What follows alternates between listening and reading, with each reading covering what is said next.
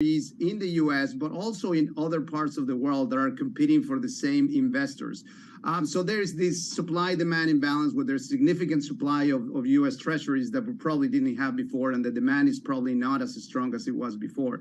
The second thing we have is that, yes, we saw with the housing data, we see with the consumer spending, we see the delinquencies going on, that we see the inflation expectations are coming down and are being very volatile.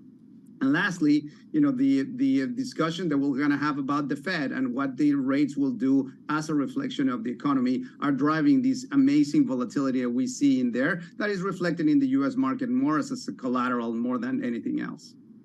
What about, aren't your investors looking at yields? And this just gets to the supply-demand question, right? I know there's a ton of supply coming out, but aren't they saying, hey, I'm going to lock in not just 5% of the short term, but like 4.5% for a 20-year. Aren't they looking at these returns and saying, I want that?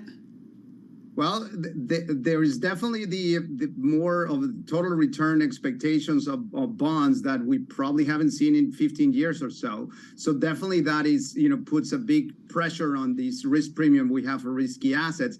But at the same time, especially when, investors are looking at duration, they need to be aware of the fact that there will be more volatility on the longer part of the curve, that is the part that we continue to emphasize. As long as the credit market stays stable as it is so far, then it's probably wiser to take a look at potential total returns in areas that emphasize credit as opposed to try to look at options on duration, because that volatility is something that you have to endure until we have a little more stability of the yield curve, which will be in line to what we see in the Fed decisions, as well as in just the overall state of the economy.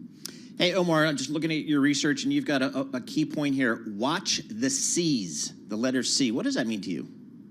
Well, at the end of last year, we were looking at these as sort of the barometer of what we thought would be the things to watch. And of course, AI and significant amount of investments in technology surprised everybody as to how the equity market behaved in the first part of this year, together with the fact that I think everybody was surprised on, how resilient the economy was going into 2023. So when you put along the context, we go back now to look at what the C's are. And the C's, are China, which as all of us know, provides a significant amount of barometer of global growth. And in this particular case, China has been in the news in the last, several weeks, mostly because of deflation and most of the challenges they have in their financial sector, as well as the potential contagion they may have to emerging market. The second one is commodities. Commodities is a big component of what brings inflation into the fold and what is a reflection of, again, the overall global picture on inflation, which is what the Fed is looking to. The third one is credit. Again, the credit market is critical for the U.S. financial system to operate well and potentially can give us a sense of whether or not the soft landing, hard landing, or no landing, scenario. Obviously, a big part of these component and the fact that we have been so resilient, it ends up in the consumer, which is the other one of the C's, which includes, the fact that consumers have been the drivers of U.S. economic growth, has been the drivers of a lot of the support that we have seen. And a lot of that has to do with the fact that we're looking at the consumption levels that we have, that we're seeing the big component of what we're seeing in the market now. And the last one is claims, which is related to a report that you just saw today, which has to do with the labor market. So between consumers and the labor market, those rounds off the C's that are the key focus for the rest of this year. Love it. Commodities, China, credit, claims, and consumption. Watch those C's. In terms of the China investment question, Omar, what do you tell investors who want to buy assets in a place that has a significantly different rule of law than the United States? Obviously, it's not only China. There are other jurisdictions, that Americans may not fully understand or appreciate. Yep.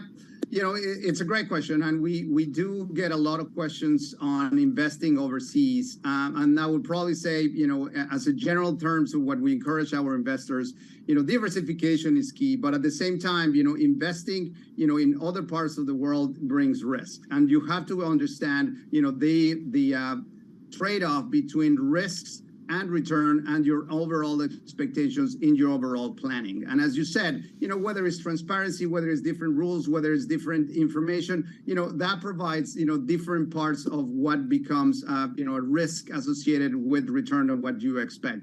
We encourage clients to look at opportunities in the overseas, but at the same time to basically look at those markets that we have. And this is not just China, and this is not new. If you go back in history, the history of investing, say, in emerging markets, frontier markets, or any other parts of the outside of the United States, usually bring, opportunities that we don't have in the U.S. for of more diversification, but at the same time has come historically with potential risk that you have to endure if you're part of that long-term planning. Yeah, I'm just looking at the ARM IPO that's coming, the S1 that dropped. They had 3,500 words allocated for China risk in the prospectus. So just extraordinary amount of risk disclosure. Yeah, that's 25% of their revenue. That's a big play there. Omar Aguilar, thanks so much for joining us. Omar is the CEO and CIO of Schwab Asset Management. He also received his master's and his PhD. Let me guess. Duke University. At Duke. That's right. So that's why he's so smart. Omar, thanks so much for joining us. So Matt, again, that NVIDIA print after the close here, I might even, pick my nose up and take a look at this thing after the close, because it's going to have big implications for tech and maybe for the equity markets in general. Yeah, I think we're all going to be dialed in to see what comes out from NVIDIA at 4 o'clock, whether we're at home or maybe on the golf course, because it's so important. And to me, it's just so interesting, right? Expectations are so high that they have to significantly beat. I think, this is what I've been hearing from analysts and investors, they have to significantly beat expectations in order to drive the stock any higher. Exactly. Here's a company with a $1 trillion market cap, up over 200% year to date. I don't think I've ever seen that before, so that's really amazing. All right, right now let's head down to Washington, D.C. Amy Marsh has got world and national news for us. All right, thank you, Paul. Rudy Giuliani on his way to Georgia to surrender at the Fulton County Jail. I'm a big boy. I can take it. I fought battles much worse than this, against people much tougher than them. The former New York City mayor was indicted along with Donald Trump and 17 other alleged co-conspirators on racketeering charges connected to an alleged plot to overthrow the results of the 2020 election. Meanwhile, a Republican debate tonight, and some candidates who didn't qualify to participate are crying foul. Former Congressman Will Hurd tells ABC he has no intention of dropping out. I've always said my goal is not to peak on August 23. My goal is not to peak next week. The goal is to peak later in the winter before the first election, before voting begins. Some of those who didn't make the cut accused the Republican National Committee of cherry-picking the polls. Some GOP voters in Wisconsin are disappointed that Donald Trump decided to skip tonight's debate, telling Fox News that they believe it's a missed opportunity for the former president. They say they'll look for one of the other candidates tonight to emerge as someone who can challenge Trump for the Republican nomination. India, now the first country to land a spacecraft near the moon's south pole and the fourth to successfully land on the moon at all. जी हाँ, आप अपनी screen पे देख सकते हैं कि हम India's rover is set to analyze the chemical makeup of the moon's surface and search for water. You might recall just a couple of days ago when Russia tried it and that attempt failed. South Carolina's new all-male Supreme Court reversed course on abortion, upholding a ban on most such procedures after just weeks of pregnancy. The ruling departs from the court's own decision earlier this year to strike down a similar law. It is now at 6 weeks of pregnancy. Global news 24 hours a day, powered by more than 2,700 journalists and analysts in more than 120 countries. I'm Amy Morris, and this is Bloomberg.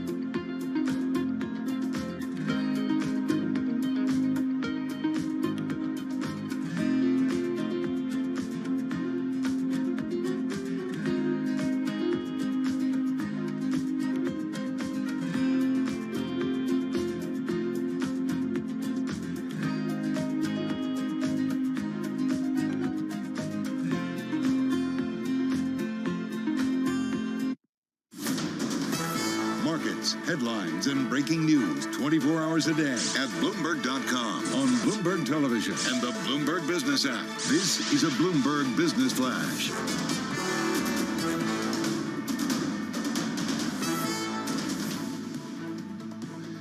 And I'm John Tucker, the Bloomberg Newsroom, with this Bloomberg Business Flash. We have stock indexes rising, bond prices, they're rallying, pushing the yields lower. Earnings due after the market from NVIDIA, that's going to be scrutinized as something of a bellwether for artificial intelligence trade. Right now, those shares are rallying. We also had results from Peloton and Foot Locker. That's a different story. Disappointing there, sending their shares lower. Morgan Stanley's Lisa Shallot sees the investors shifting from risk assets to fixed income. Our clients have been, quite frankly, pretty willing to watch the quote-unquote sideshow of markets this year and take advantage of what, for many of them, are the best fixed income yields in 10 to 15 years. Speaking of yields, right now, the 2-year, 9 basis points lower, 4.94. The 10-year also lower by 9 basis points. That's at 4.23. S&P 500 up 29 points. That's up 0.7%, 44.17 on the index. The Dow Jones Industrial Average up 62 points. That's up 0.2%. NASDAQ 100 188 points higher. That's a rise of 1.3%. And home builders continue to benefit from limited supply in the resale market. New home sales rising in July to the highest level in over a year. And friend of the show, it's a sad story here, but Laszlo Barini of Barini Associates. I mean, his background with Deutsche Bank and Solomon Smith Barney, going way back. He has passed away. Our condolences to his family and his colleagues. Yeah, I absolutely loved Laszlo. We interviewed him, it seemed like almost daily during the great financial crisis, and beyond. He was always such a fascinating and prescient voice on the markets. So, yeah, he'll be missed. Great career, great run. So thank you, John, for that. I spent most of my career on Wall Street. So whenever Bloomberg puts up a great article on Wall Street, my eyes just naturally gravitate towards it. And today's a really good one by Catherine Doherty. B of A trading desk gains ground with capital and headcount.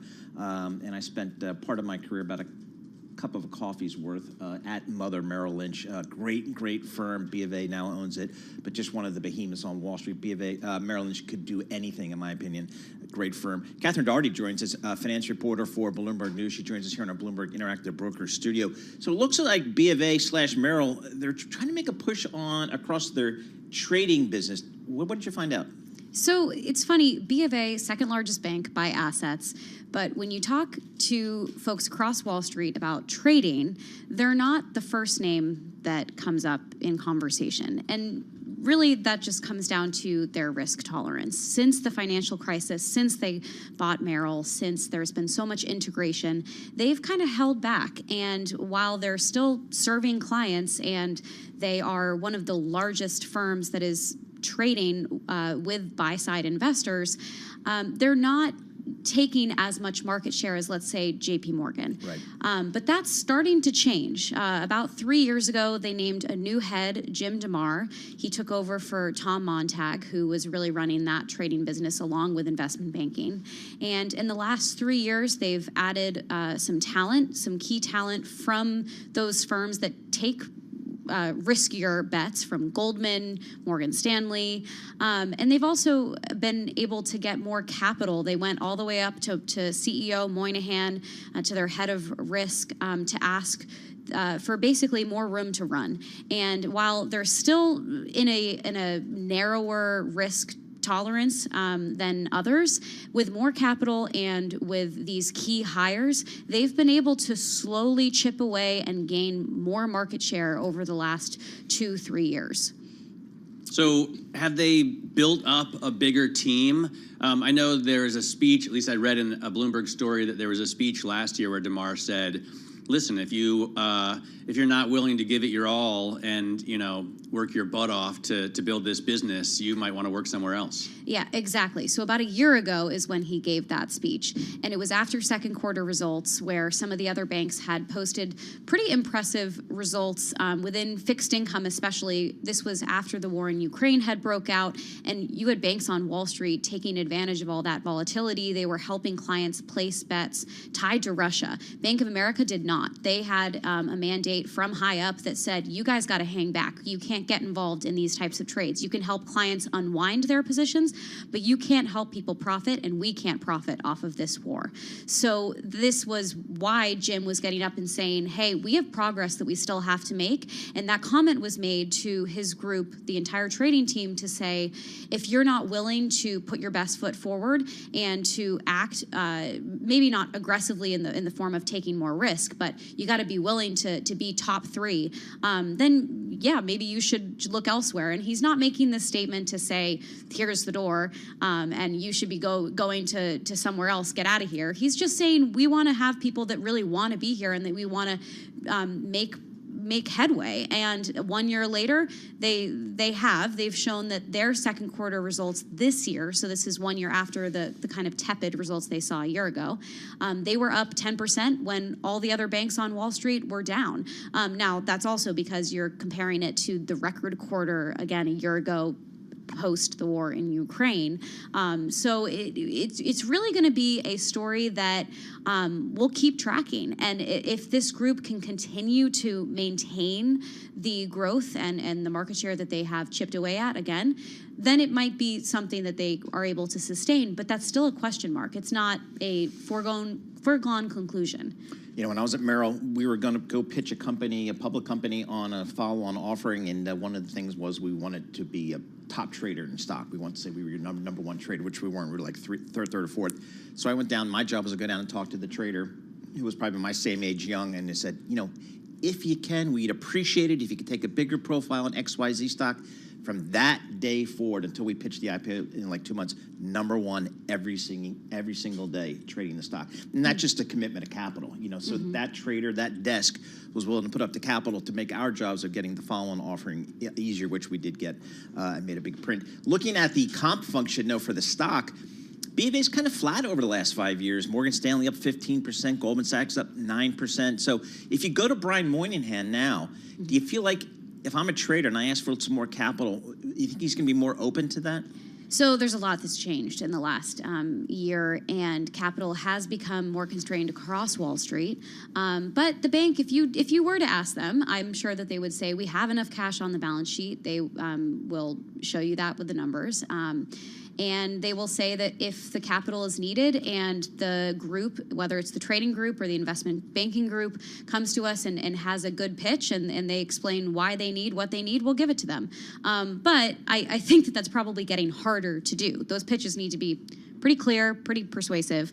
But what you just described is exactly what they're trying to focus on, which is making sure that the groups within this huge organization are working together. So if you have someone in investment banking that's working with a client, that's a corporate client, and they need to hedge their risks, whether it's their currency risk or their rates, they're going to want to say, hey, you should talk to our trader who can help you out. And I think that when you have such a big organization, this is not specific to B of A, but anywhere, often communication lines can break down. So they're just trying to communicate better in order to either get clients to interact with them more or to tap new clients that they might not even know that they can be working with and that they should be working with.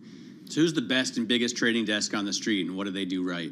Well, right now, JP Morgan does have the most market share, and that's been kind of the same for as long as I've tracked this. But it's really... which isn't the longest time. But. No, it's long, but yet they have the big capital behind them. It's all about how much capital you can put up. So JP Morgan, Goldman Sachs, Morgan Stanley, those are things that if you're Merrill Lynch, and you've got the Bank of America balance sheet, but as Catherine is just reporting, less less ready to put up some incremental capital here, but maybe that's changing a little bit. So, but it's good stuff. I remember it just took me like 45 minutes to find where this kid sat on the trading floor. That's how big the Merrill Lynch trading floor was and how many people were there. I had to find it. It's crazy. But anyway, that was a good story. Catherine, thanks so much for the reporting here. That story just jumped off the terminal for me this morning. Catherine Doherty, finance reporter for Bloomberg News. Bank of America, Merrill Lynch, the thundering herd of Merrill Lynch, maybe stepping up a little bit more on the margin on their trading business. S&P 500 up 0.8%. We'll take that. NVIDIA after the close. This is Bloomberg. Let's get some company news right now with Lisa Mateo. Hey, good morning, Paul. Well, shares of Foot Locker are really getting beat up. They are down more than 34%, and this after the retailer cut its outlook and suspended its dividend due to weakening spending patterns. Now, the company is having its worst day on record going back to July 1980.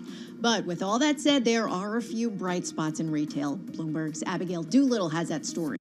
Abercrombie & Fitch, they boosted their full-year view. The namesake brand was strong. The teen brand Hollister also strong. Kohl's going in the opposite direction. They put up 125% earnings beat. Their inventories are improving. They're clearing out the merchandise, optimized assortment, all positive. And then Urban Outfitters, another strong one, a 24% earnings beat, 1.8% sales beat. The discounts are fading. All right, so let's break down the shares right now. We said Foot Locker was down 34%. Abercrombie is up 25%. We have Kohl's up 2%. We have Urban Outfitters up 2% as well. And what matters more to investors? Better than expected second quarter adjusted EPS and an earnings forecast boost, or slightly weaker than expected net sales and a tweaked projection? That's the situation that Bath & Body Works is in right now. As shares have been wavering back and forth right now, they're up just a fraction. And from retail to housing, U.S. mortgage rates have jumped to the highest level since late 2000. The Mortgage Bankers Association says the contract rate on a 30-year fixed mortgage increased to 7.31% last week. Now, that helped to drag down home purchase applications even lower, falling for a 6-week to the lowest level in nearly 30 years. Yesterday, Mortgage News Daily put the 30-year fixed rate at almost 7.5%. I'm Lisa Mateo. This is Bloomberg.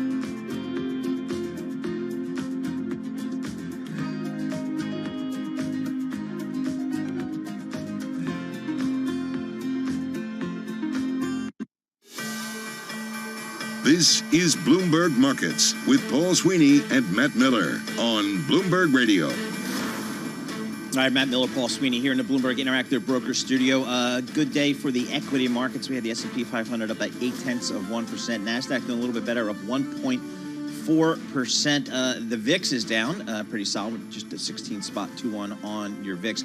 Lots of movement downward in yields today after kind of surging yields we've seen over the last several weeks. Both on the 2-year and the 10-year yields down about 9-10 basis points. The 10-year is at 4.22. The 2-year is now 4.95%, so we keep an eye on that. Pullback in oil, not as much as earlier today, but still WTI crude oil just below $79 per barrel. Bitcoin, it is now just back above $26,000 per token. Let's head down to Washington, D.C. right now. Amy Morris has got world and national news. All right, thank you, Paul. Rudy Giuliani on his way to Georgia to surrender at the Fulton County Jail in Atlanta. This will be proven to be, like all the rest, a complete hoax and a lie. One of the worst, actually. The former New York City mayor was indicted along with Donald Trump and 17 other alleged co-conspirators on racketeering charges.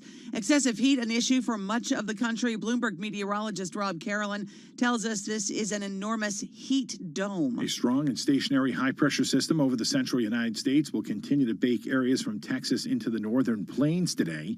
Areas stretching from Texas into extreme South Dakota are under either excessive heat warnings through Friday or heat advisories, and that extends eastward into parts of the western Ohio River Valley, as well as the central Gulf Coast. Bloomberg meteorologist Rob Carolyn says it'll take a couple of days for the system to break down because other weather systems are actually passing over the heat dome, and that's dumping unusually cool weather in the northeastern U.S. The number of people confirmed dead from wildfires on Maui remains at 115, but the number of people missing now back to about 1,100. Officials say it's confusing because many unaccounted for residents are listed in those missing lists with first names only. We expect to learn more today from Philadelphia police after an officer shot and killed a man in the city last week. Anthony Arce with the Citizens Oversight Commission is calling for Officer Mark Dial to be fired. We came to the conclusion that we would call for Officer Dial to be fired. It was not an easy decision to come to, but in our evaluation of the evidence, it spoke for itself. The officer's initial report stated that Irizarry got out of his car and then lunged at police as he was holding a knife. But newly released video shows Officer Dial shot 27-year-old Eddie Irizarry through the closed-door window multiple times at point-blank range. Global news 24 hours a day, powered by more than 2,700 journalists and analysts in more than 120 countries. I'm Amy Morris, and this is Bloomberg. Matt and Paul.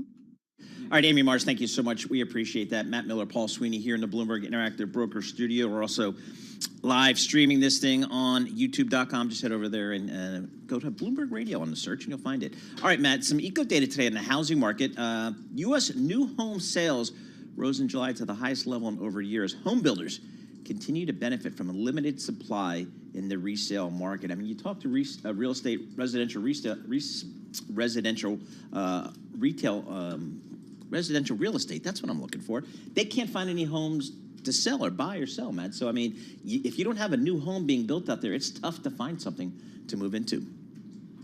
Yeah, absolutely. Not only is it tough to find something to move into, but it's tough to pay the high mortgage costs. And we were just talking with Erica Edelberg, who's a Bloomberg Intelligence mortgage-backed securities strategist, who pointed out that a lot of these firms, especially the bigger home builders, are able to offer prospective buyers much lower rates. She said even down to 5%, which is great when the bank rate mortgage rate is at 7.5% or more. It is. So, you know, a combination of tight supply and high costs continues to weigh on affordability. That's the thing you hear a lot from the real estate folks is really poor affordability conditions out there. The median sales price of a new home climbed to $436,700 from a year earlier. That's according to Commerce Department's report. So that's well above pre-pandemic levels. So again, you don't know what the break-even point is on mortgage rates where it might entice some people to start buying and selling homes, but it's not at 7.3% where we currently sit for a 30-year fixed mortgage. So we'll keep an eye on that. Matt Miller firmly ensconced at a 3.25% rate. How about that? This is Bloomberg.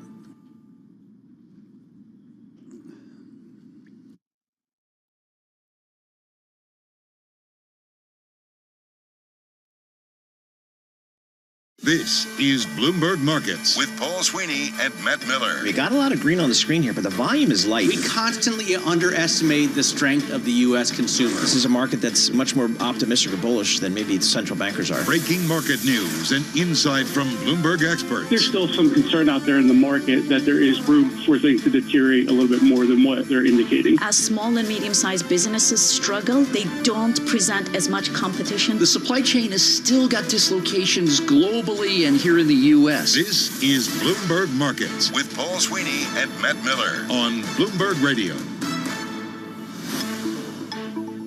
All right, coming up in this hour, a lot to talk about. We're going to kick it off with a little preview of NVIDIA. People are going to be focusing on those earnings after the close. Ed Ludlow, he's host of Bloomberg Technology. He is down with this story. He'll join us and give us his thoughts. Then we're going to talk a little bit about the space business. Why? Because we have a space reporter at Bloomberg News, Lauren Grush. She covers all the space stuff, and it is a real business these days. India had a successful moon. I was just going to say, you know, China crashed their lunar lander. Was on, it China or Russia? Russia. Sorry, Russia. Russia Right. crashed their lunar lander on the south pole of the moon. Yep. But we had a successful landing today from India. Yes, exactly. And they're Awesome. going to hang out during the day on the moon with the rover lander. Did you know that one moon day is 14 Earth days? I did not. I should have known that. I'm a child of the crazy, Apollo right? missions. All right, we got a lot of good stuff coming up. We'll talk space there as well. Let's kick things all off back down on Earth with John Tucker of Bloomberg News. All right, stocks are higher. Treasury yields, they are falling. You have 9 of the 11 major industry groups in the S&P 500 in the green right now. Communication services, that's in the lead. A biggest drag coming from energy as oil prices fall. Why are they falling? Jess Menton says it's seasonal. Yeah. Among the data today, American business activity barely expanding. That's because of lower customer demand. We're getting that from the S&P PMIs. Now, as investors try to guess the path forward from the Federal Reserve, Anastasia Amoroso at iCapital says we are not out of the woods on inflation. We've got food prices that are creeping higher. We've got energy prices that are creeping higher. And so I worry that the headline numbers are going to start rising by more than 0.2% per month. And the big deal about that is if you have this speed of 0.2% increases or more, we actually might start to see year-over-year headline numbers continue to rise. Traders growing more optimistic on U.S. equities. That's according to Charles Schwab's Trader Sentiment Survey, which found 44% now bullish, up from 32% in the second quarter. S&P 500, 36 points higher. That's up 0.8%. 44.23 on the index. The Dow up 113 points. The NASDAQ 100, 208 points higher. That's up 1.4%. The obligatory NVIDIA quote ahead of the earnings up 2.25% right now. So why are they going to the moon? To find, they only in the past relatively recently discovered that, yes, in fact, there's water on the moon, lots of it trapped as ice. So if there's water, you can convert that into hydrogen. And why do we want to do that? Because then you would have fuel for rockets, and then you can go. You mean so like as a stopping point, so they could go there, refuel, and then go further? Yeah, potentially. It's just like, why so much interest all of a sudden? Right, because I thought we'd kind of been there, done that. No, I was a it's kid. just like there's more to do there. Okay, all right. Yeah, we keep going. All right, I think you've been there. Don't we go to the next one then? Maybe my kids will go instead of like to the BVIs, they'll go to the moon.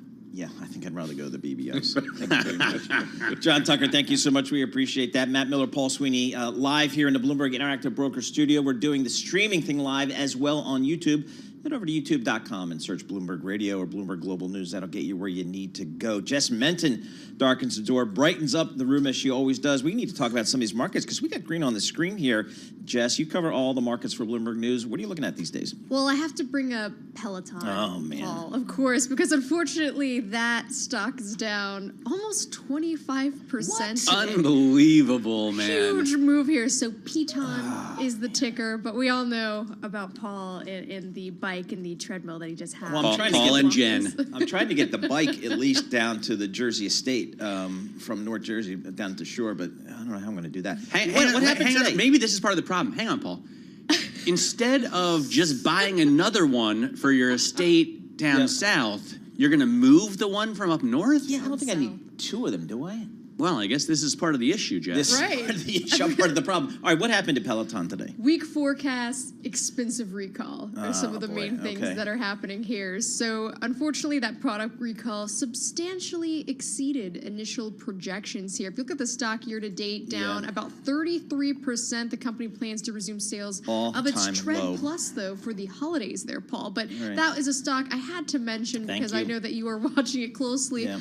But, of course, we all have been talking about this for all week as far as when it comes to NVIDIA that we know is coming after the bell.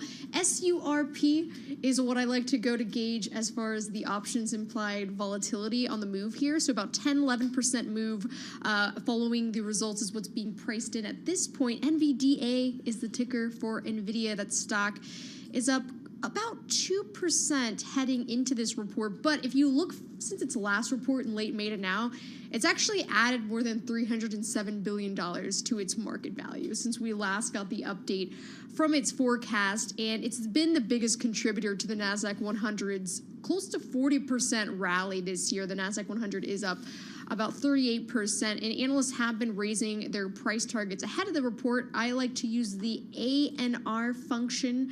Yes. I'm sure that's something that you look at, Paul. If you look at that 12-month price target, $520. If you looked at where it was a week ago, it was actually around $505, and that's actually about 12% higher if you look at the $520 target there from where it's currently trading. So obviously there is a lot of stake there. And then also if you're just looking at its market cap, it's joined the $1 trillion valuation club. Right now its market cap is around $1.1 trillion. Amazon's is $1.4 trillion. So NVIDIA is the fourth largest company in the S&P 500 right now. Amazon is the third. It's catching up a little bit. If I had some Amazon funny here. money at a hedge fund, let's say I'm running, a gajillion dollars, but I got a little side pocket of like $200-300 million, would I have the fortitude to take a short position in this stock today? Buy some puts, write some calls, short some stock, because are the odds greater that they're going to have a disappointment vis-a-vis the stock and expectations, or better? Isn't it going to be very difficult to impress the street, Jess, considering how high expectations already are? They are. So for the last quarter, so at the time when they had put their report out in May, so for the quarter that they're currently going to be reporting on, they gave a revenue forecast in the range of $11 billion at the midpoint. So the analyst consensus was around $7 billion. So that's what's really hinging on it. And then also the data center businesses, that's a big crucial there. Piper Sandler is looking for that to grow close to 80% in the last quarter, but you still see different targets being raised here, like HSBC's Frank Lee thinks the stock has further room to run despite more than tripling this year and trading around 44 times its projected profits. So even you still have firms on Wall Street that think it could go further here to go, but I mean, there's a lot riding on this. So even if it does meet expectations, you could still see the stock potentially sell off on that. All right, so I'm going to put $250 million to work right now on the downside. You heard it here first. But looking at the ANR function again, just 52 buys, 6 holds, and 1 sell. So the street is all in on this name. So yeah, 88% of the buys there, and just 1.7% sells. Yep. On All right, NVIDIA. there you go. Jess Menton, thanks so much for joining us here. Jess Menton covers all the markets for us.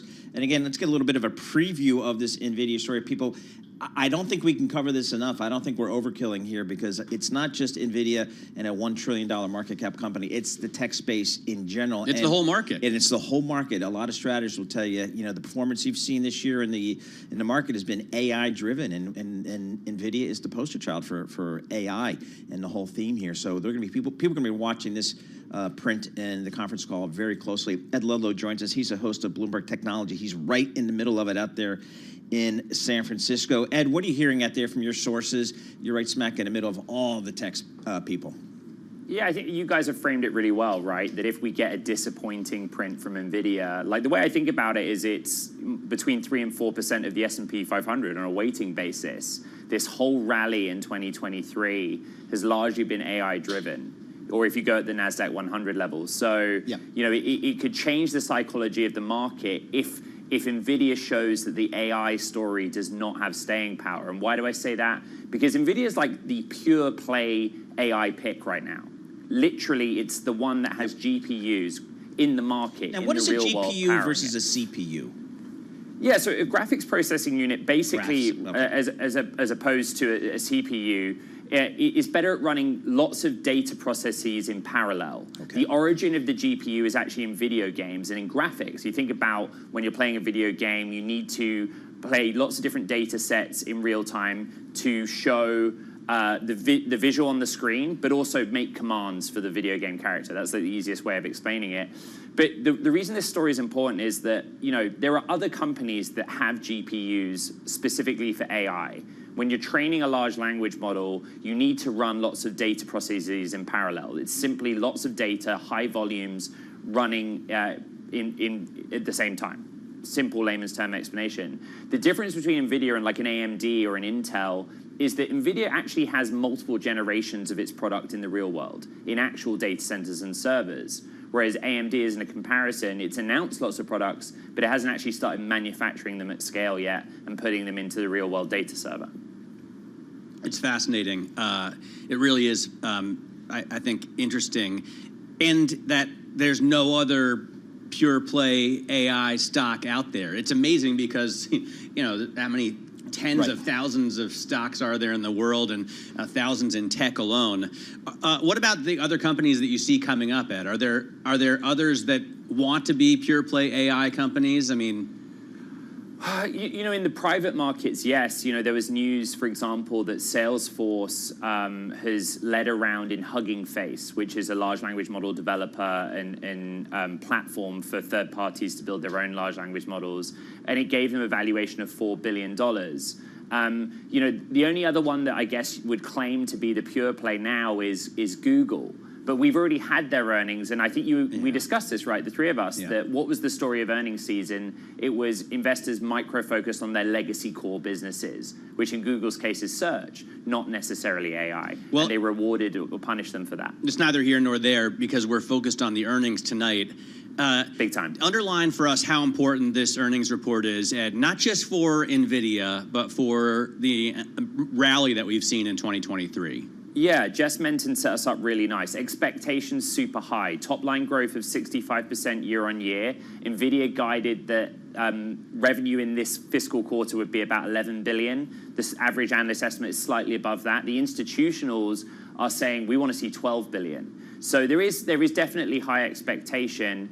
As I pointed out, you know, if you take the S&P 500, NVIDIA at this stage, given the run up in its stock, is almost 4% on a weighting basis. You know, the NASDAQ 100's had a 36% year-to-date gain, almost entirely driven by NVIDIA, that's up almost 220% year-to-date. I think you guys point out it now has a market cap bigger than Amazon. So we set ourselves up. I don't know how closely you guys follow the technicals on this morning show. As you know, I'm normally doing my hair at this time, getting ready for my own show, having coffee. But we're now punched through our 50, 100, and 200-day moving average on NVIDIA. You know, so I pose the question to you guys, like, how much further can this go? Yeah. This is, like, crazy, the story of the stock. It really is. I just poured I just thought, okay, Ed Ludlow's coming on the show. Right. I went upstairs and got myself a cup of Builder's tea. Sure. This is PG Tips. Yeah. This is what I was sure that Ed drinks all day long. He's like mainlining it. But coffee? He's coffee drinker. I'm a terrible British person. And also, guys, I love to be in before the market opens, but you have to remember I'm still here when the market closes, covering these earnings in the tech sector. You know, I'm a caffeine fiend. I have to be. Yeah, the violin's playing for you, my friend. Okay, so here's my thing about AI. I think I'm in the news business. I think I'm kind of aware of what's going on. I couldn't even tell you AI before 4 months ago.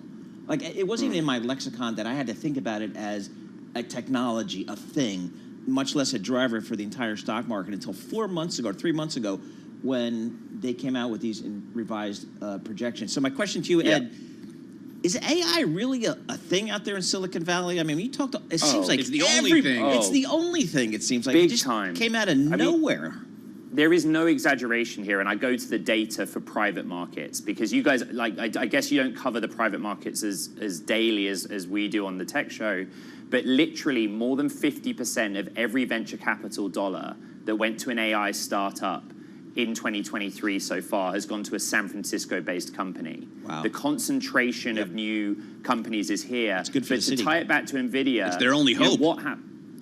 what happened was that more people started companies that were AI related. Those people needed compute power to train their models. NVIDIA had pretty much the best available GPU. So every hyperscaler, every data center provider, if they're not using their own silicon, they went to NVIDIA and said, we need this right now. And the GPU became commoditized in a sense. You know, historically, it's only memory chips that are commoditized.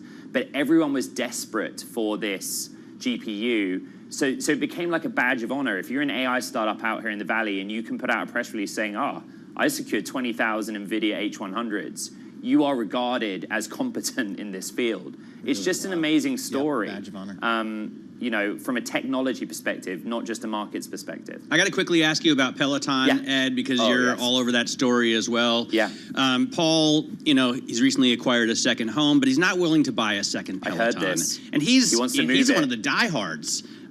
What's wrong with this company that the stock can lose a quarter of its value in one trading session? Because they continue to have operational challenges. The story that Barry McCarthy wanted was moving Peloton from a hardware maker and provider to software and subscription. But in the fiscal fourth quarter gone, hardware hurt them. They had a seat post recall, 2.2 million bikes affected, and then 750,000 people called their bluff and said, yeah, you know what? I do want a new seat. And they didn't factor that in. They didn't know that it would be that bad. What also happened was their news story unraveled because about 15 to 20,000 people just hit the pause button on the subscription. They said, you know what? If you're not going to fix my seat post, I don't want the subscription either, which really damaged them. And that was a big net contributor. And the big headline was subscribers fell away by 26,000 in the quarter or something like that. How can you tell the street that the story is we're a subscriber-based business when subscribers are flying out the door? So as quickly as I could, I think that's the problem with Peloton. Yep, you're right. It seems like it's not just the post-pandemic effect, it's operational snafus for really the last couple of years, trying to adapt to a new market, and that's been the challenge. So bad day for Peloton. Hopefully, we'll see what kind of day it's going to be for NVIDIA after the close. Ed Ludlow, thanks so much for joining us. He does all that Bloomberg technology stuff for us. Well, and if you were watching his program more often, you would have known about AI sooner. I would have. You're exactly right. So we've got to let Ed get out to the makeup room, get your hair did, and get ready for that program. Ed Ludlow and Carolyn Hyde co-host Bloomberg Tech every day at 12 noon. So, I mean... Well, 12 noon our time, right? 12 noon East Coast. It's 9 a.m. Wall Street time, that's right. 9 a.m. It's amazing how he's adapted so well from London to New York to San Francisco into that tech. He's like embedded in that world of technology out there. So I have so many good things to say about Ed Ludlow, but I think he's still listening, so I'm not going to say them. We don't want to do that. No, I don't need to inflate his ego. Ego anymore. is inflated quite enough at the moment. S&P 500, guess what? It's up about 0.9%. The NASDAQ, the Ed Ludlow Index, it's up 1.4%. This is Bloomberg. Let's get some company news right now with Lisa Mateo. Yeah, we're going to continue along what Ed Ludlow was just saying. So it's been a tough year. It's getting even tougher for Peloton. The fitness company's forecast revenue for the first quarter had missed estimates as consumers kind of shifted their spending to travel. And that's not all the bad news. Bloomberg's Simone Foxman has more. On its hardware business, a recall of about 2.2 million seat posts costing more than $40 million than it had anticipated. And in addition to that, 15 to 20,000 subscribers choosing to pause their subscriptions until they got those new seat posts. They've received about 750,000 requests for that seat post replacement. Now, the news comes after the company announced plans to expand will it will offer its equipment. Bloomberg's Steve Potisk has that story. As it seeks new markets now that its pandemic workout at home boost falls further into the rearview mirror, Peloton is looking to college campuses, kicking off a new strategy that includes co-branding apparel and bikes, discounts on its app for students, and social media campaigns that feature athletes. The University of Michigan will be the first such partnership. Now, checking in with Peloton shares, it is brutal, down 22% right now. And the bidding for Subway, well, that's heating up. Sources tell Bloomberg that TDR Capital and Sycamore Partners have called in Goldman Sachs and a sovereign wealth fund in a last-ditch effort to kind of beat out that front-runner, Roark Capital Group. Now, Roark already offered more than $9 billion for the sandwich chain. A decision, well, that could come as early as today. Those are the company stories we're following this hour. I'm Lisa Mateo, and this is Bloomberg.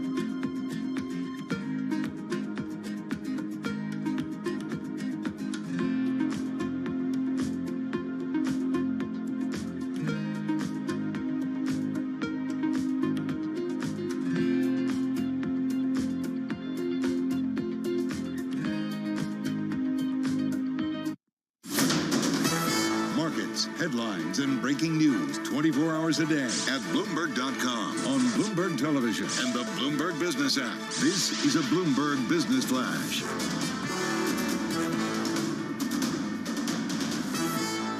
I'm John Tucker in the Bloomberg Newsroom with this Bloomberg Business Flash. Right now, stocks, the major averages are all higher, and yields on the 10-year Treasury note, which have hit multi-year highs in recent days, they are retreating right now. Among the data that we saw today, sales of new single-family homes reaching the highest level in more than a year. Builders benefiting from a limited inventory of existing homes. And we did see mixed earnings results from retailers. This comes ahead of the closely watched report from AI leader NVIDIA after the close of regular trading today. Foot Locker, that sank, reported a quarter loss of $5 million, noting a softening in business trends. Abercrombie & Fitch getting a boost. It swung to profitability in the second quarter. Higher sales there. S&P 500 of 40 points. That's up 0.9%, 44.28 on the index. The Dow's up 140 points. The NASDAQ 100, 234 points higher. That is up 1.6%. And the two-year yield down 10 basis points. 10-year yield, that is also down 10 basis points right now. Yeah. We check the markets for you all day long right here on Bloomberg Radio. I'm John Tucker, and that is your Bloomberg Business Flash. Matt and Paul. All right, John Tucker, thanks very much. Matt Miller, Paul Sweeney here in our Bloomberg Interactive Broker Studio. We're doing this YouTube live stream as well, so head on over to youtube.com and search Bloomberg Radio. Question I have is, why is all these countries tripping over themselves to get to the moon? Didn't we do that like more than 50 years ago? I don't know what the big deal is, but our next guest will help us out here. Lauren Grush, space reporter. That's right, Bloomberg has a space reporter. Why? Because we have 2,400 journalists around the world. We cover everything, everywhere. In 150 countries. But also, I mean, it's a huge and emerging... It's a business industry. It is. I mean, look, I think... it's not just NASA anymore. Let me ask Lauren. I'm pretty sure... Lauren, first of all, hello. Welcome to the program. Thanks for joining us. Didn't Elon Musk and SpaceX just raise new money at an even higher valuation in what is, for most startups, a down market? They did, but they also have quite a lot on their plate in terms of what they're trying to develop. You know, they're working on Starship, which is this massive vehicle that's supposed to take humans and cargo into deep space and to the moon, as you guys have been talking about. And they're also expanding when it comes to their Starlink initiative as well. So they have quite a lot to work on. And so that's ultimately why, part of the reason why they did that raise. All right, Lauren, so help me out here. What's the attraction to the South Pole of the moon? We had Russia crash, didn't quite do it. But India today reported a successful landing. What are they after? Right. So the South Pole of the moon has been a bit of a tantalizing place for scientists over the last few years, because more and more research has come out and evidence has come out that the region might have large quantities of water ice in these permanently shadowed cratered regions. So areas that never see the sun, they get extremely cold. And that's tantalizing for people, especially those looking to send humans to the moon, because there's the possibility that we could mine this water ice and use it as resources. We could use it as drinking water. We could use it as water for plants if we wanted to grow crops on the moon for lunar habitat. And it can also be used as rocket fuel. You can break apart water into its constituents and to make it into fuel that could be used to send rockets off of the moon.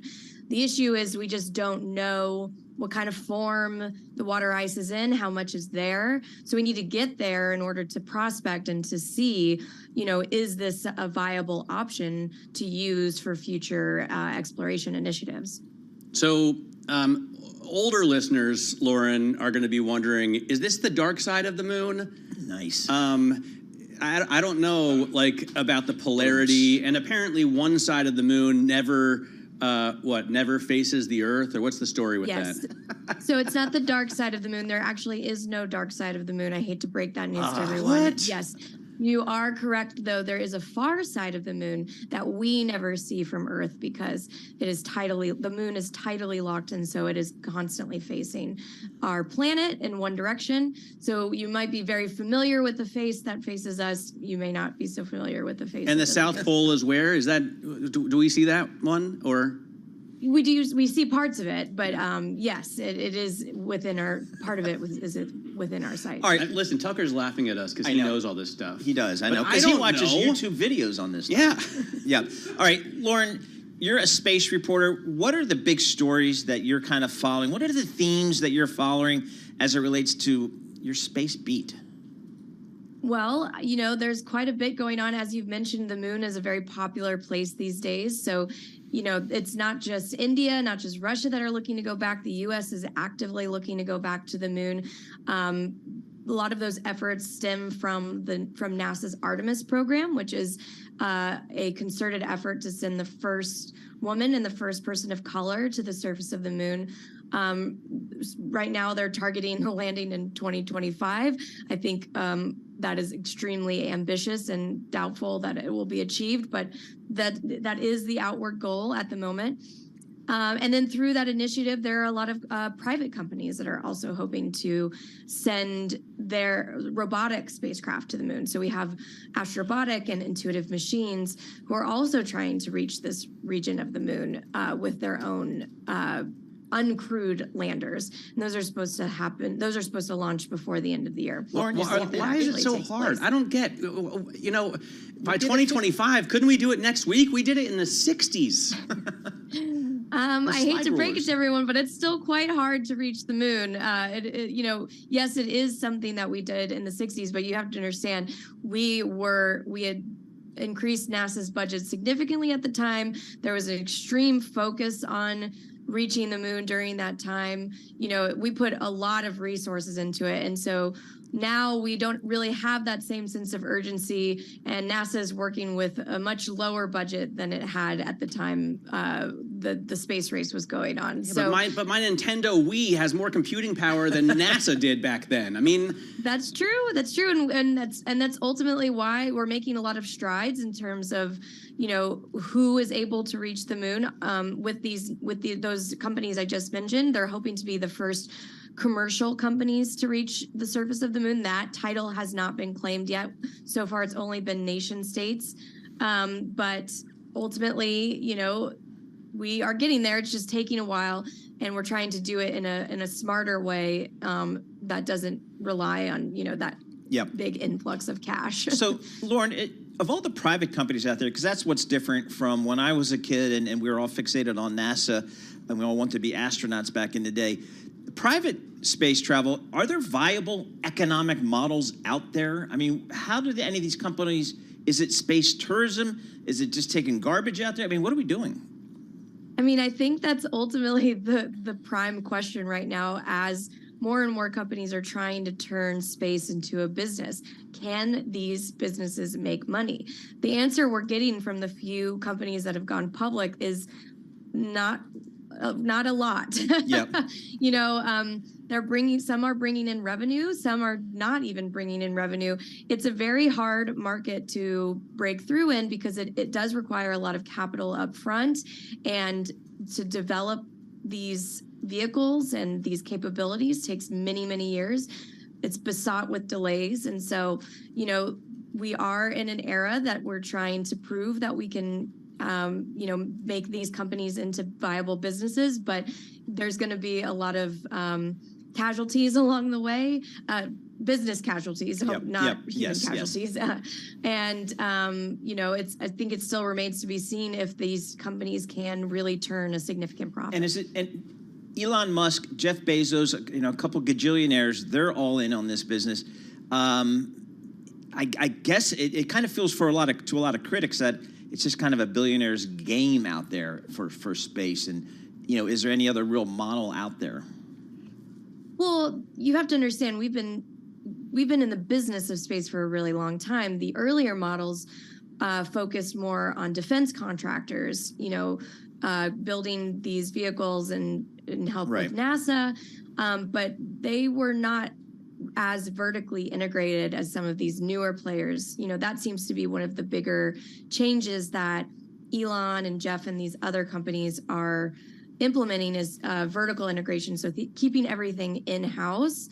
But as I mentioned, these companies require a lot of capital, and so that's ultimately what they are able to help with. The billionaires is being able to give that kind of big cash injection up front and to help out whenever money is tight. All right, Lauren, you're a graduate of the University of Texas. Are you one of those crazy Longhorn alumni? I'm sorry, are we crazy? I think we are normal, regular college graduates. Okay, because we have Jess Menton, who comes in here and does a lot of work with us, reporting on the equities at Texas A&M grad. So she's the only one in her family that defected. I can't speak to that. Okay. Hey, what's the next cool launch you're going to go watch? Do you go down there and watch those? I do. I've been to quite a few. Kennedy Space Center is kind of my second home sometimes. I'm based in Austin, Texas, though, and SpaceX has been building their Starship vehicle down in Boca Chica, which is on the border of Texas and Mexico. And I have been there to see their first test launch. We're gearing up for that second test launch. SpaceX is going through the motions of kind of fixing what went wrong during the first one. They're undergoing tests, but signs seem to be pointing that we could be seeing another test launch from Texas in the near future. So we're just getting ready for that and seeing how that will go. All right. Lauren Grush, space reporter, Bloomberg News. Hook 'em horns, right? Another big football season coming up, and I'm sure they're all fired up down there. I love that we have a space reporter. That's so cool. Let's head down to Washington, D.C., World and National News with Evie Mars. All right, thank you, Paul. Rudy Giuliani on his way actually has now arrived at the Fulton County Jail where he is to surrender to authorities. I don't know if I plead today, but if I do, I plead not guilty. And I get photographed. Isn't that nice? A mugshot for the man who probably put the worst criminals of the 20th century in jail. The former New York City mayor has been indicted along with Donald Trump and 17 other alleged co-conspirators on racketeering charges. Some GOP voters in Wisconsin are expressing their disappointment that Donald Trump decided to skip tonight's debate, telling Fox News that they believe it's a missed opportunity for the former president. A late summer spike in COVID cases is a reminder the virus is still out there and it's putting vulnerable people in the hospital. Baylor University infectious disease expert Dr. Peter Hoter says everyone really does need to get a booster this fall. The previous immunizations are not nearly as effective. The single most impactful thing you can do to protect yourself and your family is to get that booster. Baylor University infectious disease expert Dr. Peter Hoter says waiting until September to get your booster will help protect you this winter when another COVID wave is expected to arrive. The Biden administration says it's allocating $1 billion for mid-stage COVID vaccine trials. The funding will be split among 4 biotech companies. The trials of those vaccines expected to begin this winter. India, now the first country to land a spacecraft near the moon's south pole and the 4th to successfully land on the moon at all. जी हाँ, आप अपनी screen पे देख सकते हैं कि हम lander module India's rover is set to analyze the chemical makeup of the moon's surface and search for water. You might recall that just a couple of days ago, Russia's attempt at a lunar touchdown in the same area ended in failure. Global news 24 hours a day, powered by more than 2,700 journalists and analysts in more than 120 countries. I'm Amy Morris. This is Bloomberg.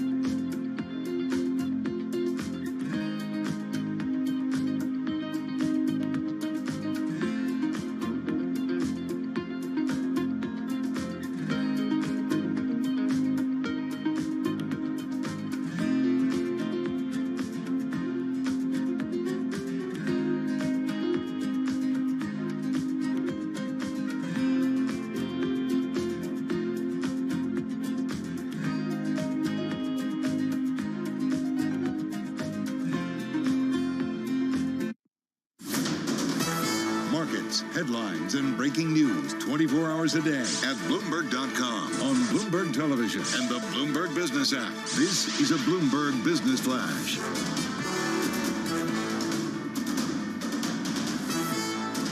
And I'm John Tucker in the Bloomberg Newsroom with this Bloomberg Business Flash. You have big tech leading gains of stocks right now. This, of course, comes before NVIDIA's earnings. We get those after the close of regular trading in New York. Shares right now 2% higher for NVIDIA. Then you have Treasury 2-year yields. They are down right around 9 basis points. I'll say 10, so below 5%, 494 on that more policy reactive Treasury. Among the data, U.S. business activity losing momentum in early August. Manufacturing weakened.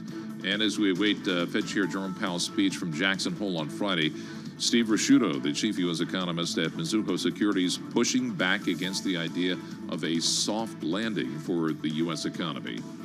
A soft landing is this vague concept where you bring the economy back to trend growth and inflation comes back in that direction as well. That's not going to happen with a labor market as tight as we have today.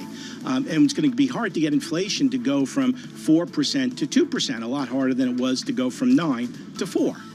And right now, we have the S&P 500 up 38 points. That's a rise of about 0.9%, 44.25 in the index. The Dow Jones Industrial Average up 130 points. The NASDAQ 100 up 224 points. That's up 1.5%. Juul Labs planning to lay off about 30% of its workforce, whittling the former e-cigarette juggernaut's operations. It's seeking to raise capital or even sell the company.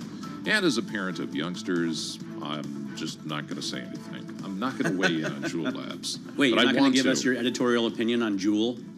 I think I'm hinting at what it is because I have kids. And you're just hoping that they pick up a serious nicotine habit with the easy electronic aids of Juul? No, I'm not going to say I was hoping that a meteor hit the company, but you know where I'm coming from. Don't want to say that. All right, John Tucker, thank you so much. We appreciate it. Matt Miller, Paul Sweeney here in the Bloomberg Interactive Broker Studio. I want to get right to our next guest because there's a million ways we can go. Rania Sedholm joins us. She's a managing partner of Sedholm Law Group. A lot of things to talk about, Rania, but I'd like to start with something near and dear to my heart, which is the media companies and the Hollywood studios strikes with the writers and the actors. And where are we on this thing? Because it seems like both sides are really entrenched, although I believe the studios did come with a proposal that seemed reasonable to me, but I'm not involved, so. Well, I think that both are holding pretty steadfast in the direction that they want to go. I don't think anything has been resolved at all since I've last been here or since the strike went underway. It is true that the studios did propose some changes. However, I believe the union wouldn't come to the table, which is, a way of rejecting it outright. Yeah. And so these... So there have been no talks. They haven't been in the same room officially. I don't believe so, no. No, but they came back with what I thought were certainly, I don't know what the word is, but they were substantive. They addressed a lot of issues. Whether they went as far enough as the union, I don't know. But if I were the studios and I put this on the table, I would certainly expect a professional response, wouldn't I? You would, and... That's why I'm not a negotiator. Yeah, the negotiating table has to be went to in good faith under the National Labor Relations Board rules. You can't just refuse to engage in any kind of discord. However, if someone comes back to you with what you deem is a wholly unreasonable solution, you can take the position that I guess that's what the union is taking at this time. But you're right, everything was addressed. Whether or not it was addressed properly or thoroughly enough for the union, I guess the answer is no. Ronnie, let's just reset for listeners who haven't been following this very closely. You work with the actors' side, and what are the demands that they've made? Elementary, in sort of the elementary demands. What exactly do they want? Well, I think some of the celebrities who I represent, they're individuals, just to be clear for the listeners. They want to protect themselves and their image. They don't want you to be able to take whatever image you've seen in a movie, a TV show, or whatnot, and just change it. Right? I mean, AI can do so much we don't even realize as the viewers, but you don't need to take additional takes, for example. You can just use whatever take was provided and then make whatever changes you want to change, as long as you have the image of the person, the motion of the person, and the tone and sound of the person, which clearly you would have when you take your first take. So I think they want to protect themselves from being seen incorrectly, right? Because who knows what you're going to do with the image, but also it's about money as well. Every time their image is used, they want to receive a royalty. And I think that's like a huge debate right now. You know, what are we paying for exactly? And typically contracts do state, we control this image that you've provided us with, whatever it is, for the show, for anything, in whatever medium exists now or shall exist. So we don't even know what else is coming after AI. Well, that's in, I would say, most content areas. So, for example, as a research analyst on Wall Street, I did not own my research. Right. It belonged to the firm I work for. The models I created, the earnings models, belong not to me, but to the company. And so what you'd see before any analyst went from company A to company B is he or she would take their earnings models, which they created, download them to the little floppy disk so they could take them to the next spot, which was a no-no, but everybody does it. If you do that, I might send you a nasty letter. Yes, okay. exactly. Or Paul should maybe hire you. You know? Yes, exactly.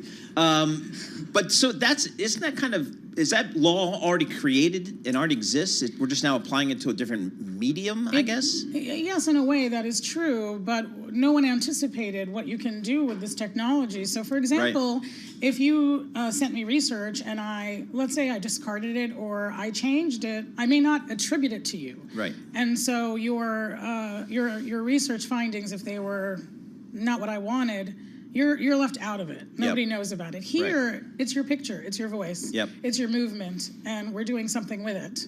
And you may or may not agree with it. Right. So that's Slightly something, different. that's one of the things that they want you to change. Then on the money side, you know, I think we don't understand exactly how much money, for example, SAG-AFTRA estimates that these streaming companies are making. Their representative was telling Paul that she thinks they're making $30 billion a year in profit. But when we look at these earnings reports, that's not readily apparent. So is that something that needs to be solved? How much money they're making off streaming, or does it just not matter to your clients? They want a bigger take anyway? Well, honestly, money's always a factor. So I think, of course, that does matter. And I think that I don't know if it's a world view, but certainly a U.S. view, that the gap between the owners and, in this case, they're not employees, but we'll just use that analogy, should be smaller. All right, so is this something, like when we think about AI and all the uses and therefore misuses that could be had of AI, does law need to be created, do you think, or just existing laws apply to a much wider view now because of AI? I think laws should be created, but I think it's also too early. Who really can stand up and say, I thoroughly understand this technology and how it works? You can't create a law around something you don't comprehend. And what makes these discussions with the actors and the writers is, you know, I think an executive could stand up. I would defend a media executive standing up and saying, I don't know what this stuff is worth. I don't know how we're going to generate revenue off of this stuff. All I can tell you is when we think it up, you'll get your cut. So you write up the language that does that, is what I would do. Yes, that could be one way, but it's always the devil that's, you know, in the details, and everybody wants those details. But I think you can start from a contractual position moving forward that says, I'm not giving you rights to my entire likeness. I'm only giving you rights to this particular season, movie, whatever. We can define it and slice it differently. I don't know. I think it's something, well, I don't know. I think there's language out there that they can get things done, but it seems like there's not a lot of movement there. So we'll keep on top of this thing in Hollywood, the whole AI issue, which is just, you know, mind-numbing to think about where this could all go and the applications of AI across a range of industries, and the lawyers got to figure it out. Rania Sedham. Lawyers like Rania. Exactly. Great to have you in the studio, Rania. Thanks so much for joining us. It's awesome. Rania Sedham, managing partner at Sedham Law Group, live in a Bloomberg Interactive Brokers studio. Markets here still green on the screen. S&P 500 up about 0.9%. A little bit more juice there in NASDAQ, up 1.4%. NVIDIA post-close little bit of pressure on our friends from Santa Clara. Let's get some company news right now with Lisa Mateo. Hey there, Paul. Big Tech's earnings season wraps up today with NVIDIA after the bell. You were just talking about it. The chip maker has added more than $370 billion in market value since its last update. Bloomberg's Alex Webb reports. Interestingly, if you look at the multiple at which it's trading, it's currently at 44 times its forward earnings. Now, that is a premium to the Philadelphia Stock Exchange Semiconductor Index, which is trading at 24 times its forward earnings. But it has come down quite a lot. Now, of course, that forward earnings multiple is partly because analysts, they're anticipating higher revenue for the rest of the year. So any indication of a wobble on that front is likely to be punished. All right, so let's check in with shares of NVIDIA right now. They are up about 2%. AT&T now matches its rivals, offering 5G wireless home internet service. Bloomberg's Gina Cervetti has that story. The new service called Internet Air will cost $55 a month in parts of 16 metro areas, including Chicago, Los Angeles, Philadelphia, and Cincinnati. AT&T follows Verizon and T-Mobile in pushing into wireless internet, which is beamed into homes at a lower cost than landline internet. And shares of AT&T down right now, just a fraction. Facebook Marketplace is being criticized for selling recalled products, including baby items. A group of lawmakers have written a letter to Meta Platforms asking it to take action. They say keeping the products on the platform puts users and their kids at risk. And Meta says it does not allow the sale of recalled products, and when they find listings that do, they're taken down. Shares of Meta right now, they are up about 3%. Those are the company stories we're following this hour. I'm Lisa Mateo, and this is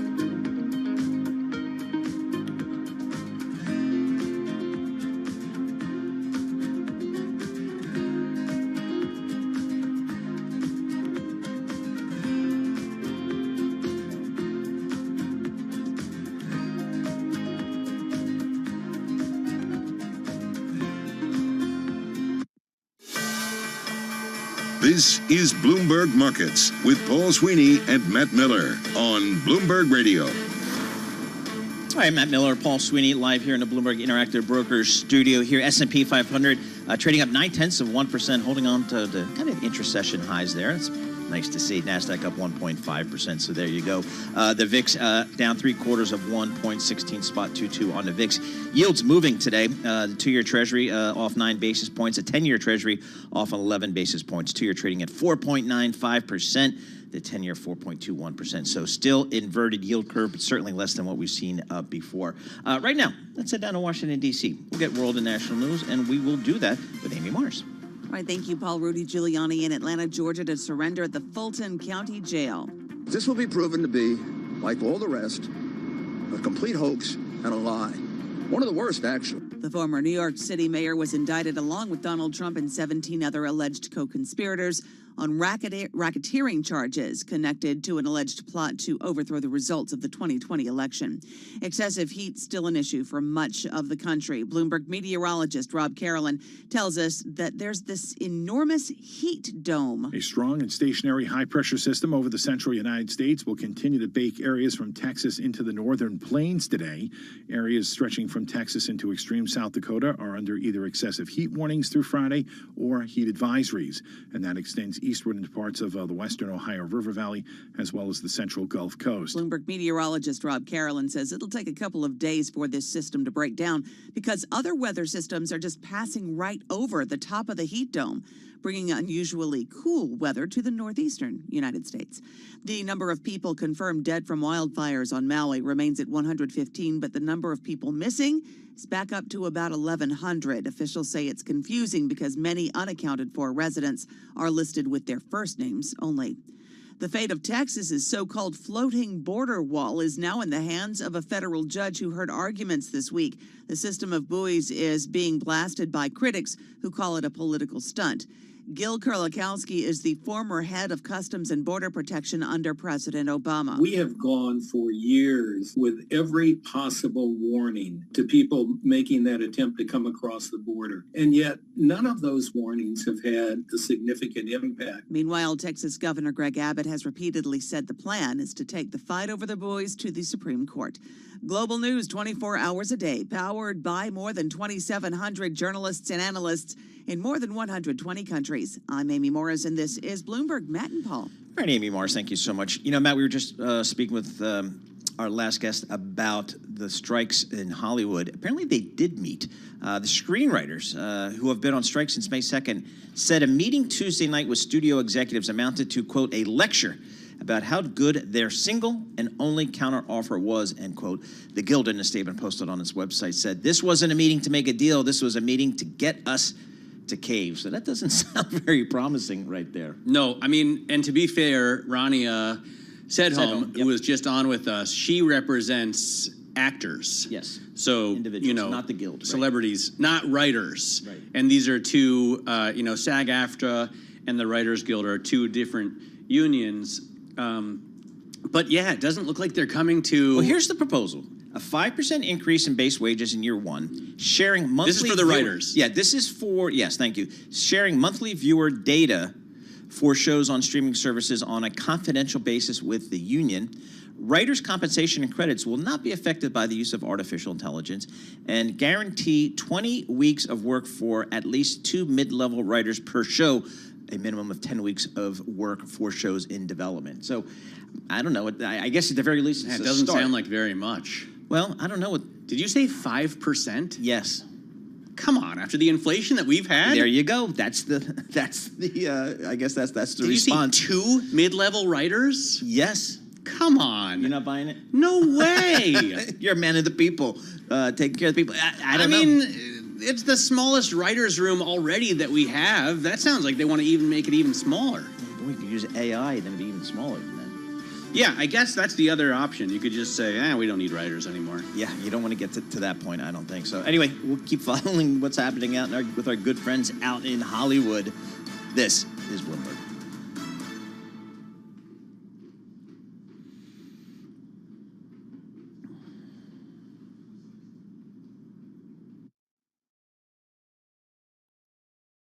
This is Bloomberg Markets with Paul Sweeney and Matt Miller. We got a lot of green on the screen here, but the volume is light. We constantly underestimate the strength of the U.S. consumer. This is a market that's much more optimistic or bullish than maybe the central bankers are. Breaking market news and insight from Bloomberg experts. There's still some concern out there in the market that there is room for things to deteriorate a little bit more than what they're indicating. As small and medium-sized businesses struggle, they don't present as much competition. The supply chain has still got dislocations globally and here in the U.S. This is Bloomberg Markets with Paul Sweeney and Matt Miller on Bloomberg Radio.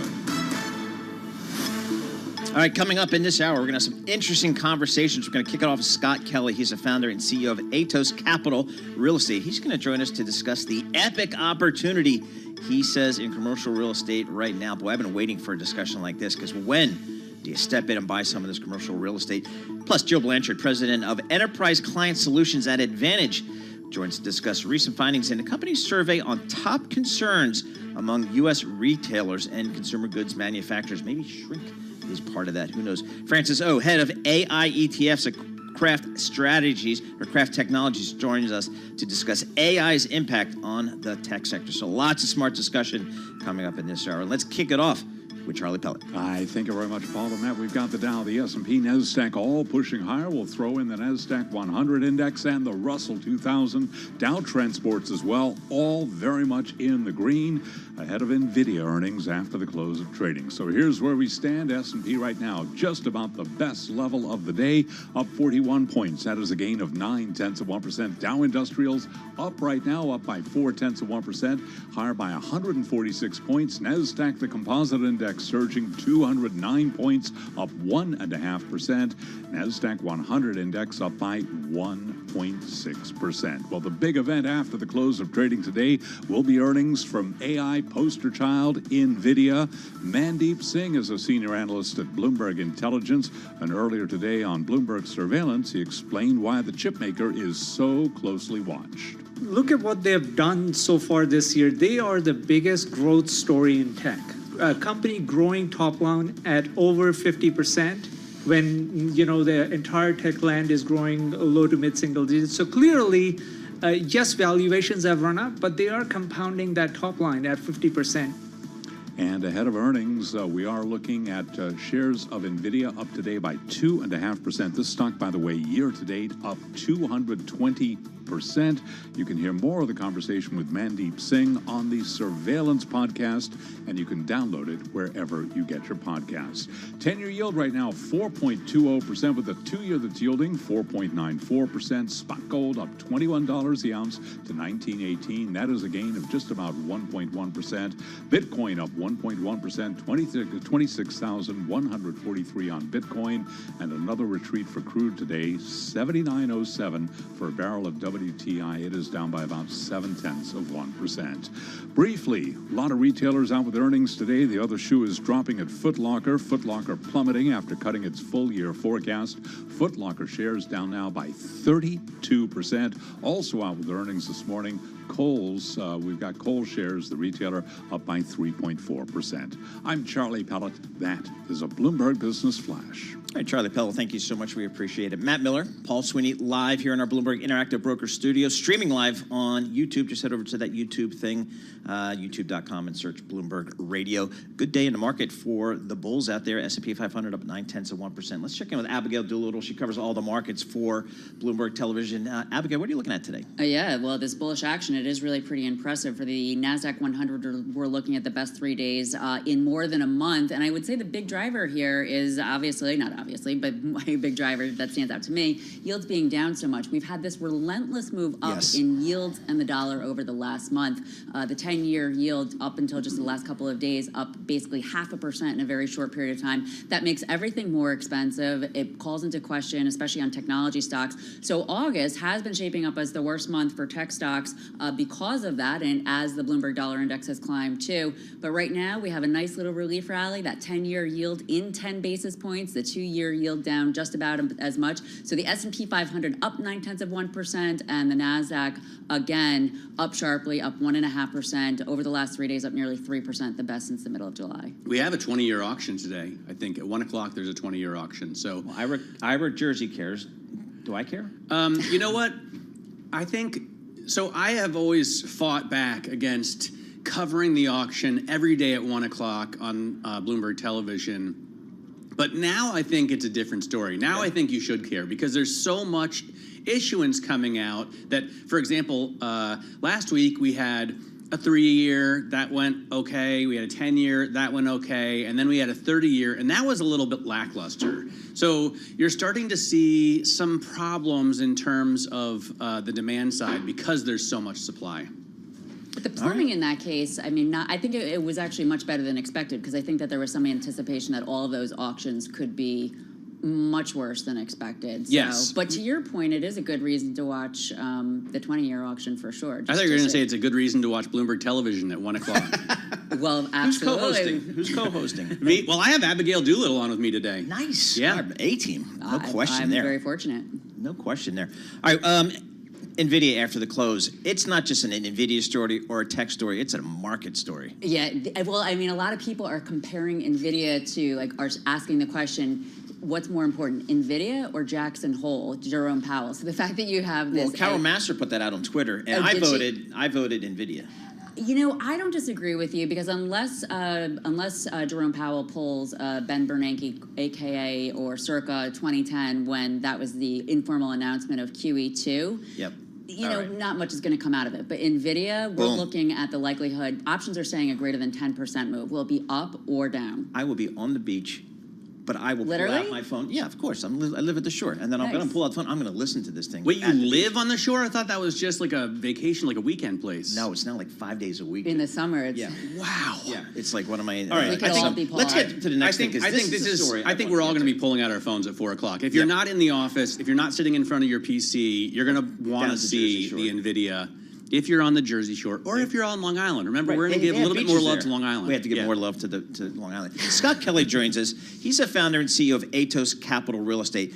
But Scott, thanks for coming into our Bloomberg Interactive Broker Studio. But I want to this dude was at Morgan Stanley, Dean Witter. Now, for people who don't know, of the investment banks, Morgan Stanley is the biggest player, I think, in commercial real estate. When I think about investment banks swinging it around in commercial real estate, I think of these guys. So you were there during the heyday. You're now at Atos Capital. Thanks for joining us. You're welcome. All right. Commercial real estate. I walk to Penn Station every day. Nobody's in their office. It's dark.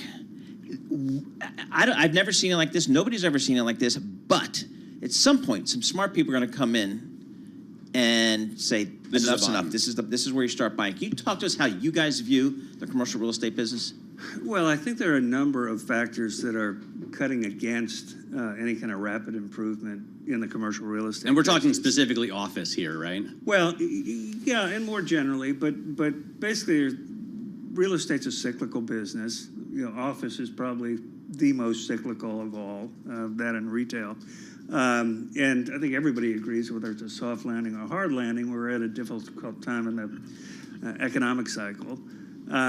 Second, there are huge secular and demographic shifts. Yep. One of the reasons New York offices are emptier because a lot of people are leaving New York. And again, those shifts impact different real estate classes vastly differently. So, as an example, office and retail have been hurt by the secular shift to work from home and online shopping, and warehouses, logistics facilities have done well. Yeah. So Scott, let's throw in rates because it's not just these demographics. It's also you're making the point that the cost of capital or the Fed funds rate has basically gone up 500%. I mean, that's got to create a lot of pain. Well, I think there are two aspects to that. One, you've got an unbelievable amount of commercial real estate debt maturity, something like $750 billion in the next year, and something like $1.7 trillion in the next 4 years. And a lot of those loans were made in essentially a zero interest rate environment, and they're not refinanceable at 7%. You know, they're just not. So you've got this enormous amount of debt maturity coming, very high interest rates, and it's going to create I think, a great investing opportunity when things and get a reset. cheap. I mean, I reset. happen to be involved in a small family real estate company. Undersell it here in Columbus, Ohio, and we have a lot of office space, mostly medical, thankfully, and we have also a lot of student housing for the Ohio State University. But I know that, our refis are going to be very difficult at these levels, and I'm hoping that, we can get through it, but there's going to be other family real estate trusts that are not going to be able to refi, and they're going to have to sell to somebody who has money. Yes, and interestingly, when you talk about Columbus, which it has a very strong economy because of the university, because of the state, because it's a good place to work and live. There are a lot of cities like that that will be okay. The demographic shifts don't cut against the Columbus, Ohio's. They don't cut against the big cities in Florida.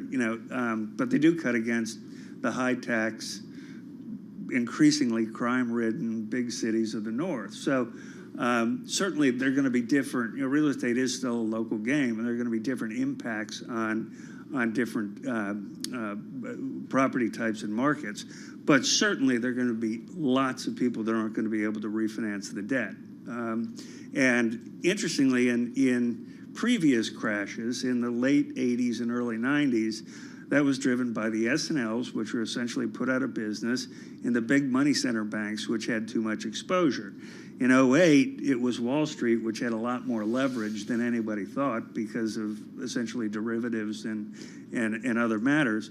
Are the regional banks going to have, I know, Huntington just got a big bond issue out yesterday, right? But there are some regional banks that have been downgraded by S&P and Moody's. There's some regional banks that probably have too many hold-to-maturity bonds in their portfolio. They're going to be tightening their credits. That's exactly the right point. That the big money center banks are okay. If you look at their commercial real estate exposure relative to their loans, they've kind of learned their lesson. The problems are going to be in the mid-size and the smaller banks where, particularly during the COVID era, there wasn't a lot of commercial loan demand, and they made a heck of a lot of real estate loans. And they made them, in a lot of cases, to people unlike your family, but a lot of people that weren't particularly good. So they're going to be, the problem's going to be not as concentrated as it was in the crisis of the late 90s, the late 80s, early 90s, as concentrated as it was in 2008, but very widespread because of the fact that these loans sit in medium to smaller sized banks around the country. So you're making some really big comparisons there from a cyclical standpoint. So going back to the idea that you think that there's going to be this huge opportunity, some of the dominoes have to start to fall. When do you see that happening? How long does this distress cycle happen? And is your firm, how do you actually go about this? Are there properties that you're identifying, modeling out, and then you're ready to jump on when they potentially go into distress? Well, we've formed a new company called Wavertree Property Partners with a group called PTM, guys that I've worked with for a long time. They're great developers because, and they've developed $22 billion and invested in $22 billion with their predecessor companies, and now as an independent company. Very strong, kind of dirt under the fingernail type real estate folks. And we think that a lot of these opportunities are going to involve not just buying things cheap, not just, we buy it at 10 cents on the dollar and hold it out for a little while and sell it at 20 cents on the dollar. But because of these projects needing real work, because a lot are ill-conceived, a lot of buildings are going to have to be repurposed, we formed this venture to really both be a partner to existing financial institutions which have problems and to raise additional outside capital to augment our capital in investing in these situations. So you believe in this so much that you're raising capital for it. And what's so interesting about it, Scott, because of course I know that Atos, you've only been in Asia over the last 20 years, $10 billion of real estate over there, but you think that this opportunity is so attractive, as painful as it could be, that you're forming this new. Yes, exactly. Look, I think Japan, we have really scaled our Asian operation to invest solely in Japan. We put $600 billion of equity into China over the past 15 years. Every deal we did made money. I wouldn't do another one of them ever again. Ooh, wow. It's too painful. Japan is a place, I think, where in a slow growth, stable economy, they don't have the work from home mentality that we have here. People go to the office more.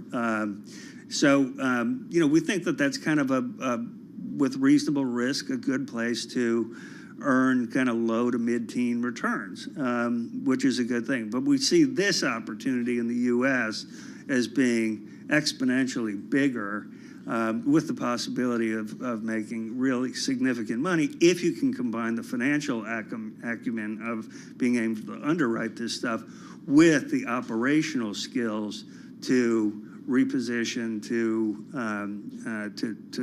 repurpose, in a lot of cases, properties that need to be significantly changed. So, Scott, do you think this new group will be acquiring properties, real properties, or the debt of distressed properties, or both? How do you think you're going to deploy your capital? Just over my whole career in doing this, you have to be flexible as to what the seller wants. Okay. In some cases, the seller wants to just sell the loan, be done with it, move on. You guys, take them through bankruptcy or do whatever you're going to do. Right. Yeah, and we've done a lot of that. In other cases, they're like, just bid us the debt or the asset, and we'd like to get rid of those. In some cases, it's a big portfolio. We want to take care of everything in one fell swoop. You have to be able to be flexible to what the seller has as its objective. This is just a personal question that I'm dying to know. In a city like New York City, if a big trophy property on Fifth Avenue or Lexington commercial property were to trade today, what percentage haircut would it be from pre-pandemic, do you think? Good question. Well, again, I think a lot of that has to do with the quality of the asset. Yeah, for the trophy property, they're still going for not a discount, right? Right, yes, But exactly. B and C, how about the B and C? Third Avenue, all that stuff on Third Avenue. Yeah. That's Junk. No, it's not junk. It's not. My question is, like, on that stuff in Grand Central up here, that's, last 20, 30 years construction. Yeah, no. Hedge fund hotels up until 15 minutes ago. I think it's interesting. The really high quality buildings, one of the things, I was just at an event over the GM building a couple weeks ago, they are heavily amenitizing office buildings now. If you look at One Vanderbilt, they have that's great awesome. Restaurants, they have great amenities for the tenants. And I think that's the way you really compete. Hudson Yards would fall into that category. I'm just waiting to see something, big property trade. I don't know if it's going to be 30 cents on the dollar, 50 cents on the dollar, 60 cents on the dollar. When do you think we see the trade? Because that's exactly the anticipation. Yeah, it's when the debt comes due and it can't be refinanced. Right. That's when you see the trade. All right, Scott, thanks so much for joining us. We got to go, but fascinating. We want to hear back when you get this thing rolling. Scott Kelly, founder and CEO of Atos Capital Real Estate. This is Bloomberg. Let's get company news right now with Lisa Mateo. Good, right, you got it there. Shares of Foot Locker really getting beat up right now. They are down, get this, 31%. And this after the retailer cut its outlook and suspended its dividend due to weakening spending patterns. And the company is having its worst day on record going back to July 1980. But there are a few bright spots in retail. Bloomberg's Abigail Doolittle has that story. Abercrombie & Fitch, they boosted their full-year view. The namesake brand was strong. The teen brand Hollister also strong. Kohl's going in the opposite direction. They put up 125% earnings beat. Their inventories are improving. They're clearing out the merchandise, optimized assortment, all positive. And then Urban Outfitters, another strong one, a 24% earnings beat, 1.8% sales beats. The discounts are fading. All right, so let's break down the shares. Like we said, Foot Locker down 31%. Abercrombie is up 23%. We have Kohl's, they are up about 2.5%. Urban Outfitters up 2%. And what matters more to investors? Better than expected second quarter adjusted EPS and an earnings forecast boost, or slightly weaker than expected net sales and a tweaked projection? Looks like the first option for Bath & Body Works. Right now, they are up about 2%. They've been wavering back and forth. And from retail to housing, U.S. mortgage rates have jumped to the highest level since late 2000. The Mortgage Bankers Association, it says the contract rate on a 30-year fixed mortgage increased to 7.31% last week. Now, that helped to drag down home purchase applications even lower, falling for 6 weeks to the lowest level in nearly 30 years. Yesterday, the Mortgage News Daily put that rate at almost 7.5%. I'm Lisa Mateo. This is Bloomberg.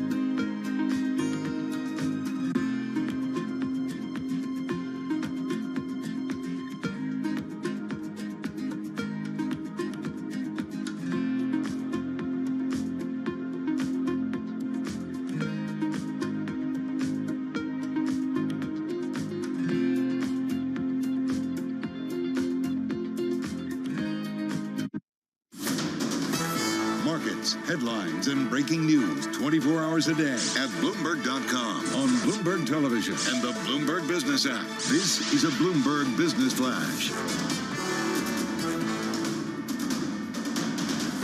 It's 12:21 on Wall Street. We do check markets all day long here at Bloomberg. NVIDIA after the close of trading today. Right now, the stock is up 2.2%.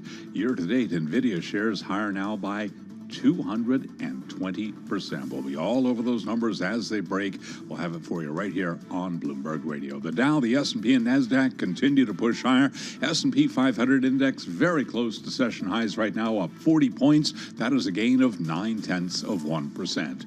We do have the Dow up 140 points, up 0.4%. NASDAQ Composite Index up 1.4%, higher by 194 points. Bonds are climbing around the world as weak economic data in the U.S. and Europe bolsters bets that major central banks will pause their interest rate hikes to prevent a recession. 10-year yield right now 4.20% with the 2-year 4.95%. Spot gold up $21 the ounce to $19.19, a gain there of 1.1%. And West Texas Intermediate crude oil is down by just about 0.1%, 79.10 a barrel on WTI. Again, bears repeating, NVIDIA after the close of trading today. Right now, the stock up by 2.2%. I'm Charlie Pellet. That is a Bloomberg Business Flash. All right, Charlie Pellet, thank you so very much. Matt Miller, Paul Sweeney, live here in the Bloomberg Interactive Broker Studio. We're doing the live streaming thing for the kids. You can catch that at youtube.com. You can search Bloomberg Radio there. Matt, we've just heard from most of the retail companies in terms of their earnings, the consumer products companies in terms of their earnings, and one of the key themes, no matter where you are in that chain there of getting products to consumers, is inflation and how they're dealing with price increases and passing prices on and all that kind of stuff. Our next guest has a great view on that. Jill Blanchard, President of Enterprise Client Solutions at Advantage Solutions. Jill, we've all been hearing from the supermarket chains, the retailers, the consumer products goods. It's all about inflation and what can be passed along to the consumer. What are your key takeaways as you kind of look across your universe of CPG companies? Sure. So hello, and thanks for having me. First of all, I'd like to start just with a little bit of background. Every quarter, Advantage Solution produces a report that we call the Advantage Outlook, which surveys dozens of senior leaders in the consumer packaged goods industry, both the retailers as well as the manufacturers. So it really gives us a great barometer and great pulse on the opportunities, the challenges that are facing us, and the strategies that they're thinking about to address those. So let's talk about that topic of inflation. Some good news, I think, for all of us. We've all seen it hit our wallets, and some more than others. When we asked manufacturers a year ago, what's your top strategy to address your continued increased cost in your business? And without question, the top strategy was to increase price. And of course, we all saw that come true at shelf. When we asked them that same question last quarter, increasing price is not the top strategy. In fact, it's far from that. Manufacturers are worried about consumer price sensitivity, and they're focusing on other things like innovating at higher price points and developing more strategic relationships with their retailer customers so they can find different paths of growth going forward. It's a dramatic shift from where we were a year ago. So innovation rather than raising prices or repackaging. I've always thought, for example, if you're selling toothpaste and the cost is going higher, you can just put, I guess, less toothpaste in a similar sized package. Coca-Cola, I usually don't like the 12-ounce cans because I can't finish it. Now they've come out with the little ones, and they're probably charging me the same, and I don't know it. That's well, and you don't care, right? Because you'd rather have the little one stays cold. So, but I'm not a good. Are we seeing that repackaging? So that is one of the strategies that we interview manufacturers on, and I think in many cases they call it shrinkflation, right? So it's the idea of selling a smaller package for that same price that you had at the larger package size. We are seeing much less of that. There was some of that, call it in the beginning of the last half of last year, but we're seeing less of that right now at shelf. Instead, we're seeing real true innovation. And if I can go into that topic, I start by giving you a headline. Innovation's getting a high-end makeover, which is a little bit surprising because we all know right now that consumers they're cost conscious, they're price sensitive, private labels having a good day. So it was somewhat surprising in the latest Advantage Outlook survey to see 98% of manufacturers are targeting innovation, not at that lower value price point, but at the mainstream and even more so at the premium price point. And they're also targeting premium need states, so things like health and wellness and sustainability, as well as they're leaning into the trend of in and at home indulgence. So this is probably good for manufacturers because those higher price points are typically higher margin, and that's going to help them as they have to continue to address inflation. And then let's flip it and talk about the retailer perspective. Retailers are hungry for innovation. So 72% of retailers in our latest Advantage Outlook said that they'd be accepting more innovation in the next 6 months compared to last year. Here's a really interesting stat. 95% said that they'll be taking new products in the middle of what's called a annual cycle. So typically speaking, every retailer every year sets the product set for the year, but for the seasonal products. And now they're willing to, in the middle of the year, say, I'll take that one off the shelf to put this one on. So it's a really different stance. Here's why. Since 2019, retailers have cut on average more than 1,000 branded products. And right now they're in the fiercest battle that we've ever seen to capture the trip. And so they're looking for a reason for consumers to come to their store. Because they've reduced SKUs down so much, most of them are carrying the primary brand. So think of the first, second, third brands in all categories. And if you look across retailers, that kind of means they're carrying the same things. So they're looking for a reason for consumers to want to come to their store to get a specific product. As such, they're really hitting the manufacturers pretty hard for exclusives. And so things like an early launch or a product that's just for them, or maybe a size or packaging. And we asked manufacturers if they're willing to do that. 7 in 10 manufacturers said that they're willing to do an early launch or a new product with a retailer. Now, I will tell you that we see some consumer packaged goods companies leaning into pure play for the early launch, like at Amazon, so they can get an early read on sales and get some consumer trials. So the retailers are looking for differentiation.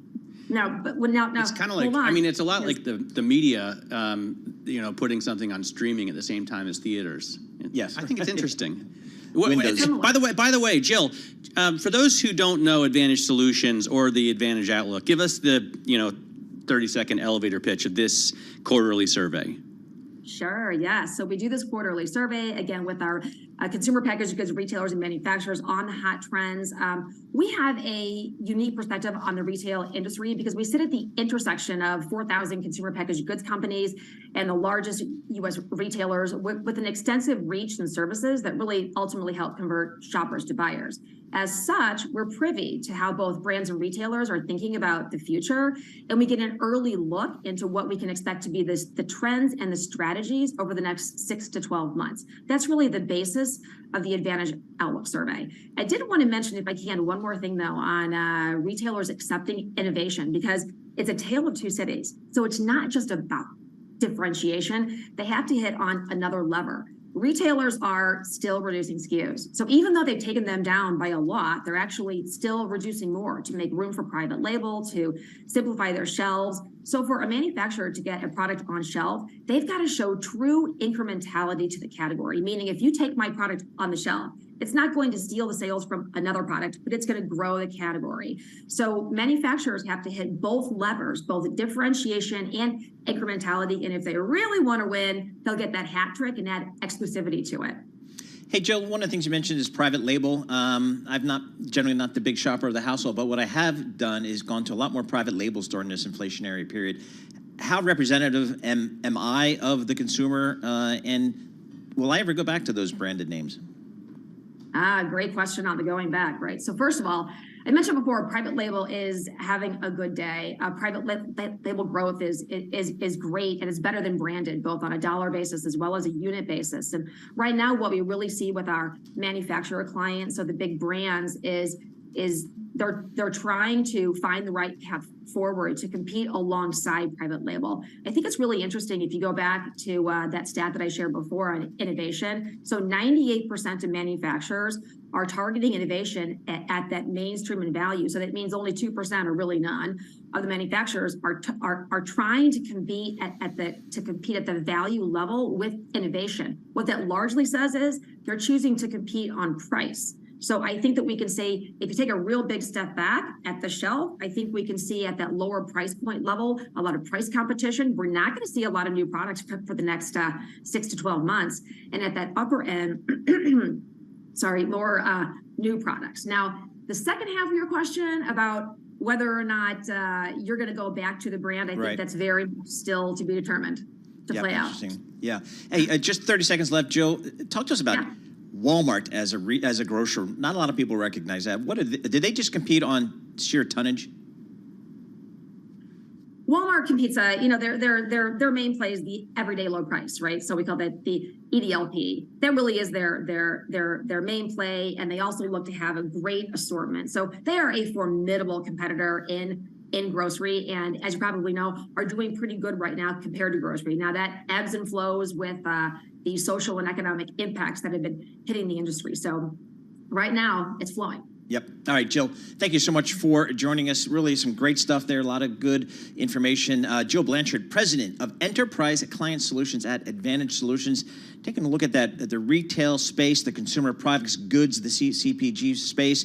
And it's all about, when you listen to these companies talk about their financial results, it's all about managing the inflation throughout their business in terms of manufacturing the consumer goods and then passing that along to the retailer, and then the retail to whatever extent it can pass that along to consumers, and boom, that's where you get some inflation there. Right now, let's head to world and national news with Denise Pellegrini.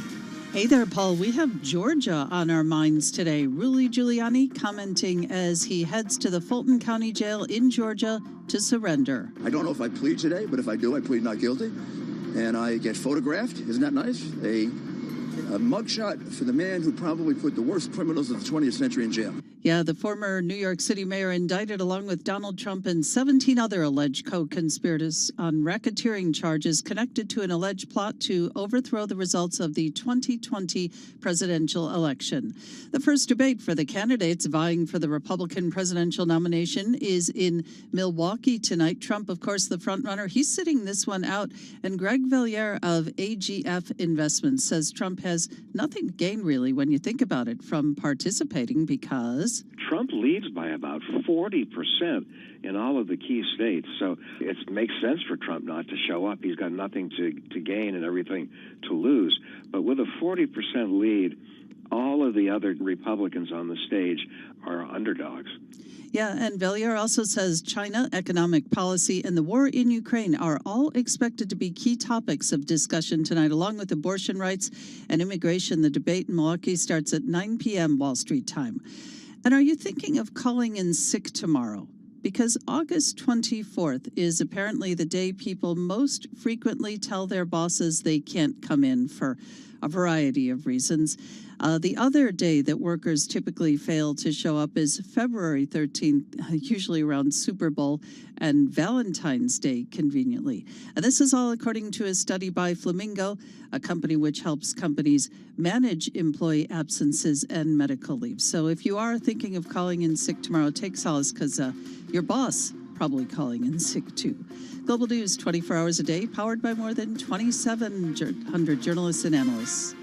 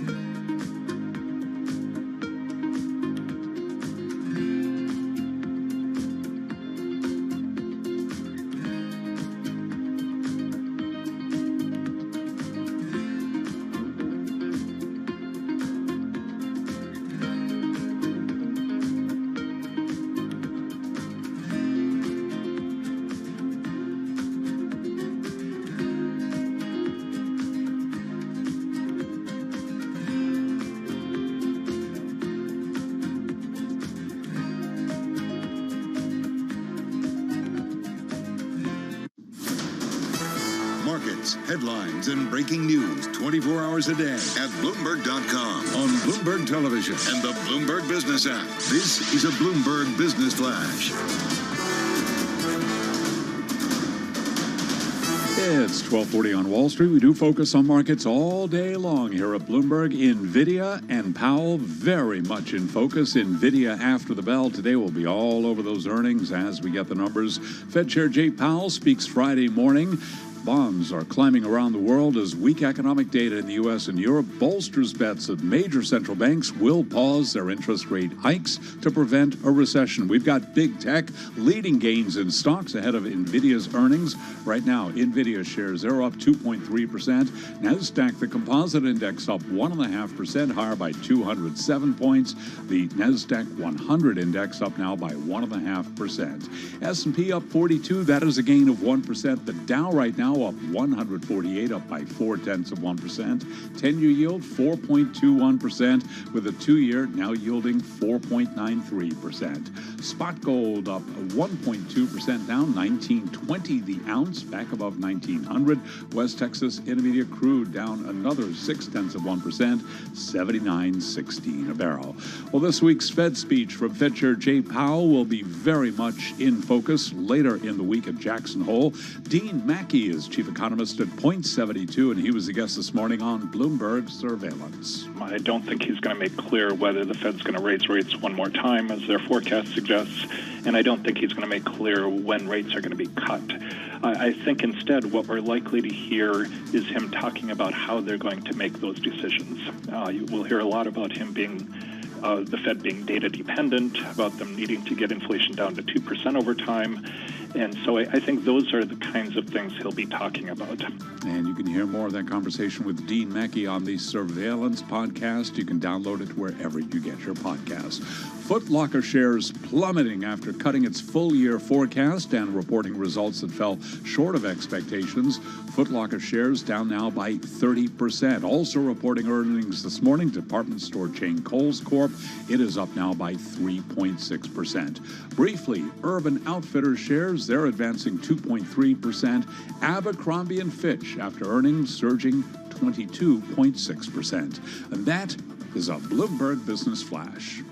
All right, Charlie Pello, thank you so much. We appreciate it. Matt Miller and Paul Sweeney here in the Bloomberg Interactive Broker Studio, streaming live on YouTube. So just head over to youtube.com and search Bloomberg Radio.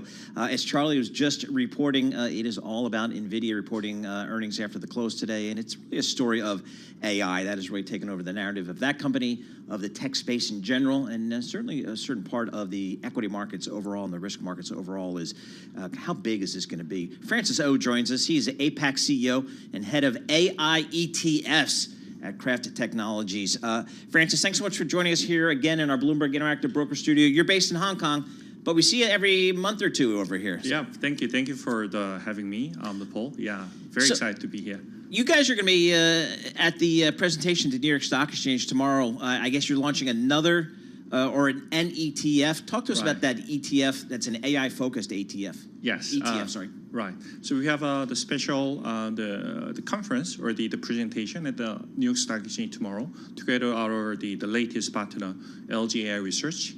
So there will be some excitement announcement tomorrow about the how the both company, the Craft Technologies and AI Research Institute, is combining and joining the product development together for leveraging AI for prediction of the financial markets. So it will be exciting one. So your view, just in your business, in ETI business, how do you, in ETF business, how do you guys think about AI as an investment opportunity? I mean, how do you play it?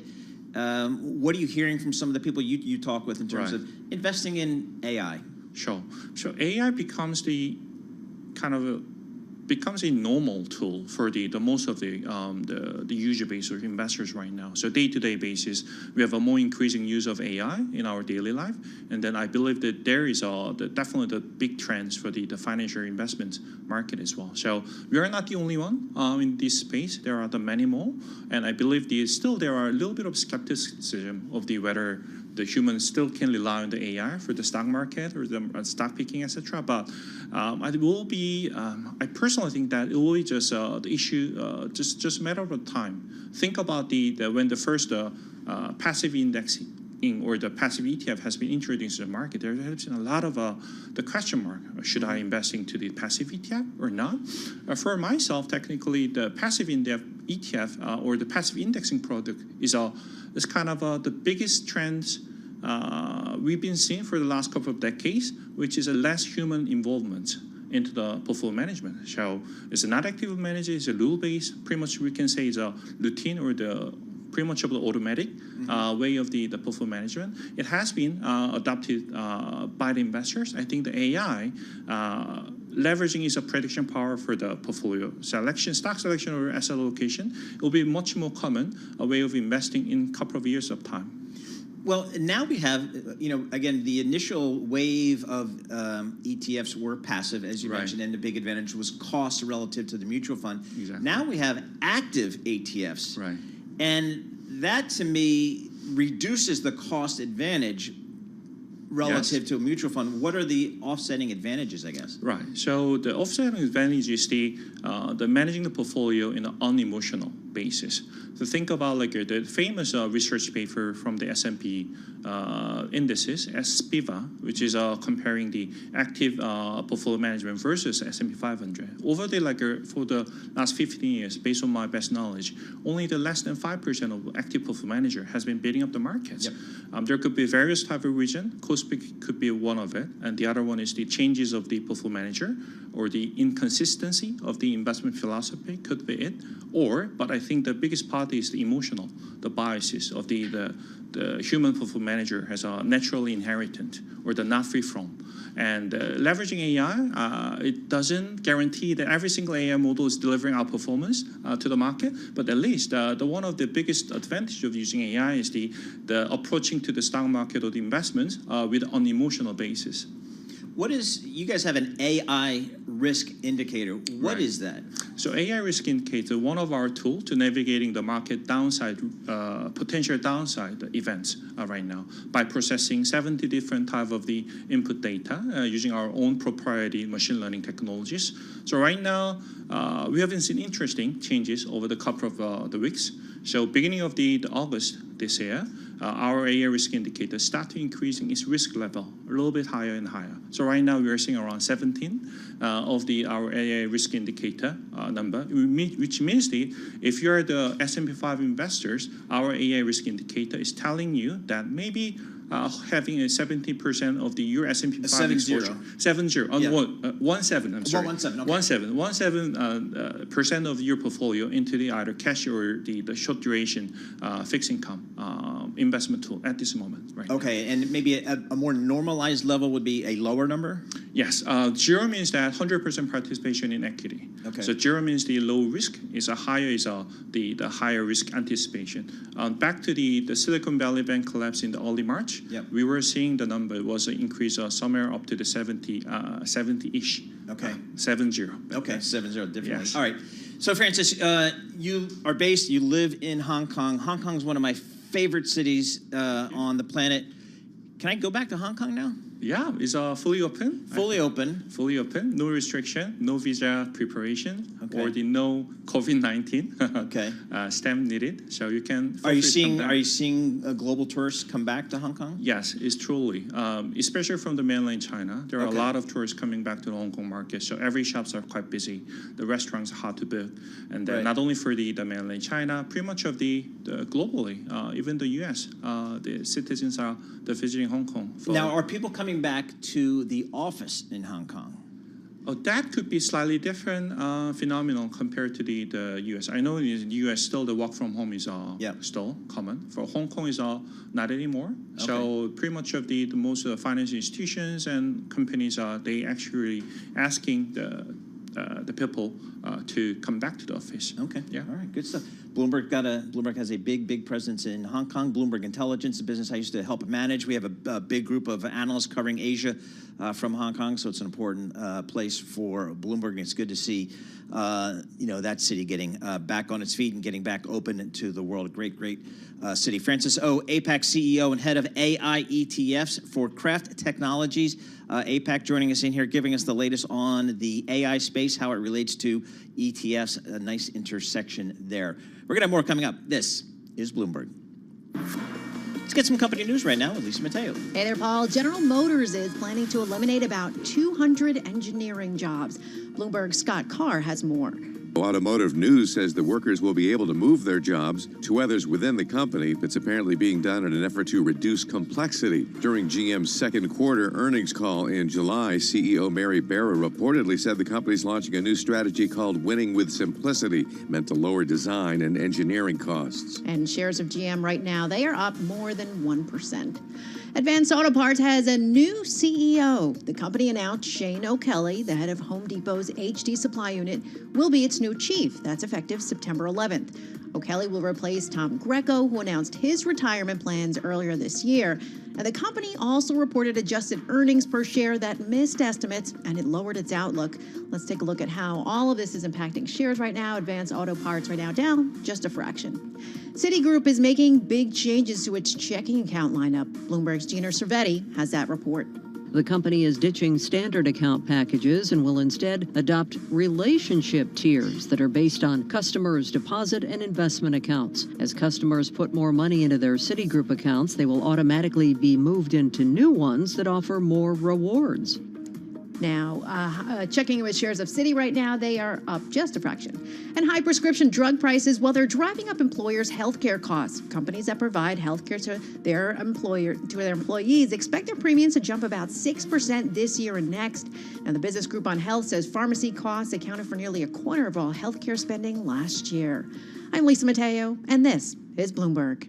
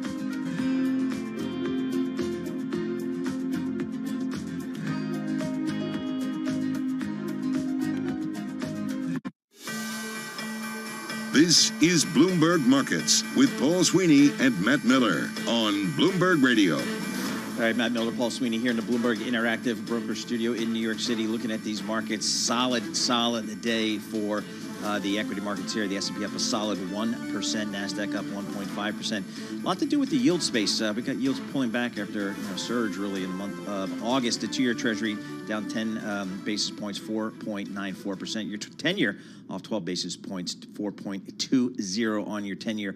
Also a little bit of a pullback in WTI crude oil. It had been surging really over the last 5-6 weeks. We're now off a half, about 0.6%, just below $80 per barrel, $79.11 on your crude oil. Right now, let's head on down to Washington, D.C. We'll get world and national news with Nancy Lyons. Hey there, Paul. Well, former New York City Mayor Rudy Giuliani commenting as he heads to the Fulton County Jail in Georgia to surrender. He says the charges against him are political. And he says everyone, even you and me, are vulnerable to being accused. Now, whether you dislike or you like Donald Trump, let me give you a warning. They're going to come for you. And Giuliani indicted along with former President Trump and 17 others alleged co-conspirators on racketeering charges connected to that alleged plot to overthrow the results of the 2020 presidential election. Meantime, Republican presidential contenders facing off tonight in their first debate of the primary season, noticeably absent frontrunner Donald Trump. He continues to lead his GOP rivals by a double-digit margin. Greg Valliere of AGF Investment talks about why Trump might not be showing up and what he has to gain. The thing to watch tonight is, does a new player emerge? Maybe Senator Tim Scott of South Carolina. He's someone to watch. The other thing that I think will make headlines are issues. What about funding for Ukraine? What about the enormous U.S. budget deficit?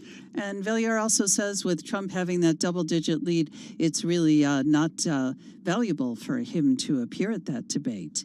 And India today, landing a spacecraft near the moon's south pole where scientists believe reserves of frozen water and precious elements may lie. This is a Chandrayaan-3 spacecraft. It is the first to land on the moon's southern pole, and it makes India the fourth nation to land successfully on the moon, joining the U.S., China, of course, the former Soviet Union. Global news, 24 hours a day, powered by more than 2,700 journalists and analysts in over 120 countries. I'm Denise Pellegrini, and this is Bloomberg. Back over to you guys. Denise Pellegrini, thank you very much for that news report. We appreciate it. That's Denise Pellegrini in New York City. WeWork is rounding up advisors for help with the restructuring as it struggles with a heavy debt load and poor financial performance. That's according to people with knowledge of the matter. The co-working giant has hired real estate advisor Hilco Global, once again tapped consultant Alvarez and Marshall, and re-engaged law firm Kirkland & Ellis for advice on its options, according to the people, who asked not to be identified because the matter is private. The company is seeking to avoid a Chapter 11 bankruptcy filing and restructure its debt out of court, one of the people said.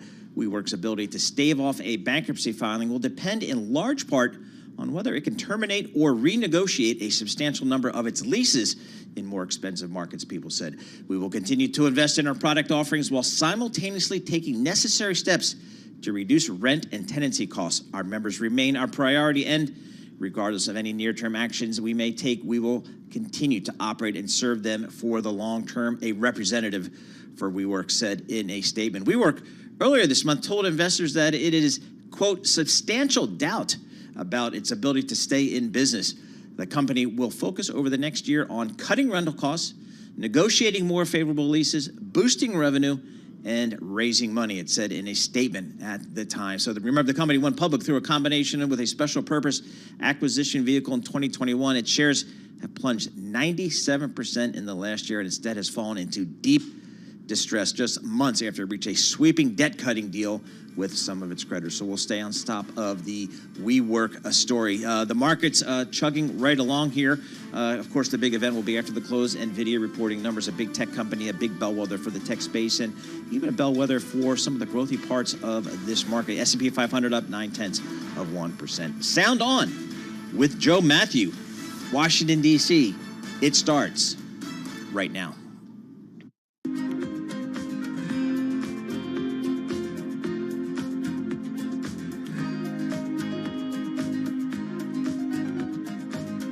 At the 10-year yield falling 12 basis points as investors pile into this debt.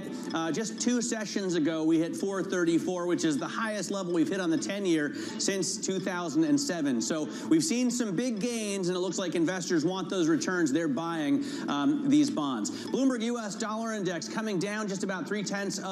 1237 still at a relatively high level. Not the case for oil. It continues to fall further. Now another 68 cents to 78.96. NYMEX crude off well below $80 a barrel, even as inventories come in light. We saw a draw there, according to the IEA. Let's take a look at the NASDAQ 100. We're all focused on tech, obviously, waiting for the all-important NVIDIA earnings after the bell. They're already up, NVIDIA shares, more than 200% year-to-date, so they have tripled to $1.1 trillion in market cap. Take a look here at the bottom. You see NVIDIA right now trading up about 2%, 465.31. All of the analysts we've spoken to say the expectations are so high that they really need a strong beat to power the stock even further. You can see AMD right now up 2.5%, Netflix up 4.5%, being driven by belief that the crackdown on password sharing is going to continue to drive subscriber growth. And here at the top, you see the NASDAQ 100 right now gaining 1.5%, the broader index getting a boost from all the optimism coming out of AI. And of course, that AI-driven rally is the reason that we are paying such close attention to NVIDIA. Earlier, we caught up with Evercore's Ralph Schlosstein to get his take on the AI effect. The interesting thing about AI is that unlike the internet, where you have these incredibly powerful companies that were created, the so-called Magnificent Seven, I think the impact of AI is going to be much more broadly distributed in already existing companies. So it's going to affect every business, just like the internet did. But it's not clear to me that there, other than the chip part, that there are going to be massive, earth-changing companies created as a result of AI. For more insight, let's bring in Ivana Delevska. She is founder and chief investment officer at Spear Invest. Ivana, thanks so much for joining us. Give me first your take on what Ralph was saying. I think, AI, a lot of people are expecting is going to be the democratization of the market and help to lift a lot more stocks than just NVIDIA, although that's been really the chief beneficiary this year. Well, thanks for having me, Matt. I do agree that the impact of AI is going to be much more broad than that of the internet. And I do agree that existing companies will benefit. However, there is a transformational change that's happening, and a lot of these companies will be transformed. So unlike most investors that are focused on the application layer, so this would be companies like ChatGPT, or Office 365, the application Copilot that was recently introduced by Microsoft, we are looking to find value across the value chain. So we are looking at the hardware side. That would be companies like NVIDIA, AMD, Marvell. We are looking at the second layer, which will be the data infrastructure layer. That's where we see the most opportunities right now and the biggest misunderstanding. And then third is the application layer and what these applications will mean for companies like CRM system, design software. So a lot of these companies will be transformed, we believe, by AI. So, and that's the great hope, Ivana. But for now, NVIDIA is really the only pure play AI stock out there, right? Even a company like AMD, which has, GPU products in the pipeline, they're not in data centers right now running large language models. So how great is the expectation and the risk really for disappointment in NVIDIA earnings after the bell today?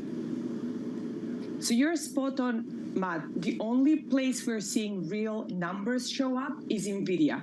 However, we expect that this is just the beginning, and you will start seeing as hyperscalers, as the cloud service providers invest in this hardware, the next leg would be them selling this hardware as a service to their customers. And then a big ecosystem of suppliers will be selling to that space, right? So we believe the fact that we're seeing it show up in semis first is very natural middle of every tech cycle. Semiconductors are usually considered to be early cycle. So it does make sense that all eyes are on NVIDIA and all eyes are on NVIDIA data center segment. As it relates to the quarter, expectations are pretty high. Buy-side expectations are about $1 billion higher for revenues for both this quarter and next quarter. So for the companies to surprise to the upside, they would need to clear that mark. However, over the past few weeks, there have been a lot of investors, shorter-term investors, concerned about capacity constraints. So basically, the point is there is really no unlimited amount that NVIDIA can bid by because there is a physical constraint to how many GPUs they can actually produce. So if that's emerged, the setup has become a little more favorable into the quarter, but I do agree with you. Expectations are high, so they're really going to have to post some outstanding numbers to beat them. Yeah, I mean, if you're a hedge fund manager, Ivana, and you have a couple $100 million to play with today, do you, go short NVIDIA just as a tactical move because the chances of them, beating expectations are lower? Well, we run a very hedge fund-like strategy that's a little more long-term focused, and NVIDIA is a top holding in our ETF. So we would not go short here because you're fighting against a very powerful long-term trend. If you look at our ideas, NVIDIA currently has the best risk reward. It doesn't have the highest upside just because we've already seen the easy money made of the lows, but it does have a good downside protection because there are a lot of investors that missed on the trade and are going to look to enter if the stock is lower. So with hedge funds, it's always about risk reward. It's not just about how much can you make if they miss. There is also, you need to consider what's your game plan if they actually do deliver. Ivana, are there, you were talking about all of the potential beneficiaries of this, AI, I guess revolution could be the right word to use. Are there any stocks that you think the market has overlooked that really haven't gained in terms of price action that you're going to bet on? Well, Matt, a lot of them are in the cloud infrastructure space. Cloud has gone through optimization. A lot of enterprises, as we went through this downturn, are cutting spending and cutting their cloud bills. So companies like Amazon Azure is one where people did not understand really well the benefit of AI and how they're positioned in AI. And then you look down the value chain, there are companies like Snowflake that is barely up year to date. They're still facing a lot of headwinds, so we need to be patient and wait through those headwinds, but they're incredibly well positioned in AI. So as we get out of this downturn and these AI workloads become a little more clear and show up in numbers, you're going to see some of these stocks show some legs and some follow through.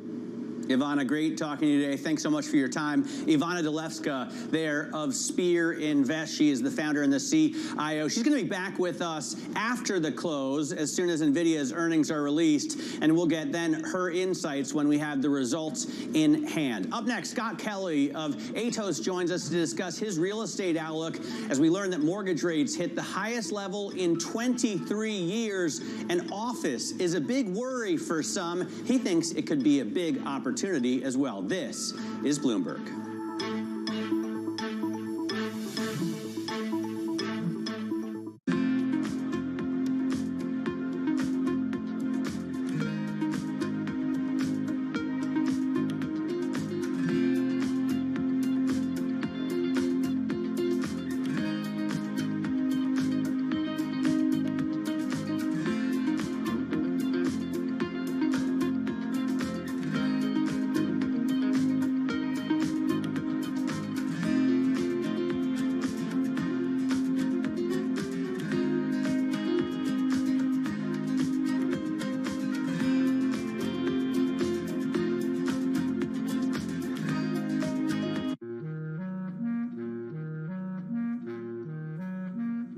I've always been a person who's just been attracted to hair.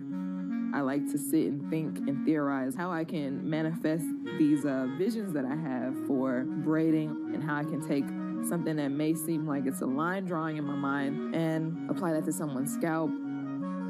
We are the only culture that has hair that grows out of our head the way that it does. Anyone from the African diaspora is born with this amazingly curly hair that can be shaped into a variety of different ways of expression. I want Black people to love themselves for how they naturally appear, and also to appreciate the cultural practices such as braiding that our ancestors have practiced for centuries.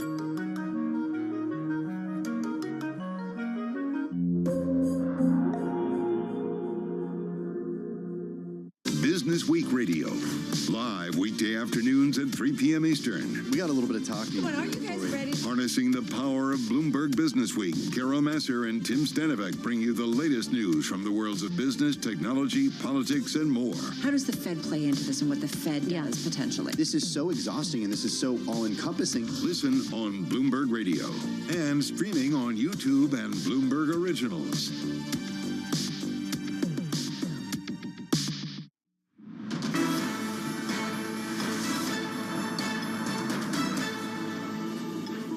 This is Bloomberg Markets. I'm Matt Miller. Some data on the U.S. housing market came through today suggesting real weakness could be ahead. Joining us to go through the numbers is Bloomberg's Abigail Doolittle. Abby, what are we looking at? Well, Matt, possibly news that's not so great for the real estate market. I think a lot of folks have been wondering, as we've been in this rising rate environment, when would housing take a hit? That has not happened so much so. But take a look at the average 30-year rate. It is now at closer to 7.31%. That's the highest level going back to 2000. So we've basically wiped out more than 2 decades of low rates. At some point, analysts that I've talked about think that that could take a hit, especially if we were to go above 8%. We're not there right now, but it has taken a hit more recently. We're now looking at the 7th week, I believe, 6th week of mortgage applications being down. And if we go into the Bloomberg terminal, we can take a look at the inverse relationship, not surprisingly. So there's the mortgage rate up at 7.3%, pending or housing applications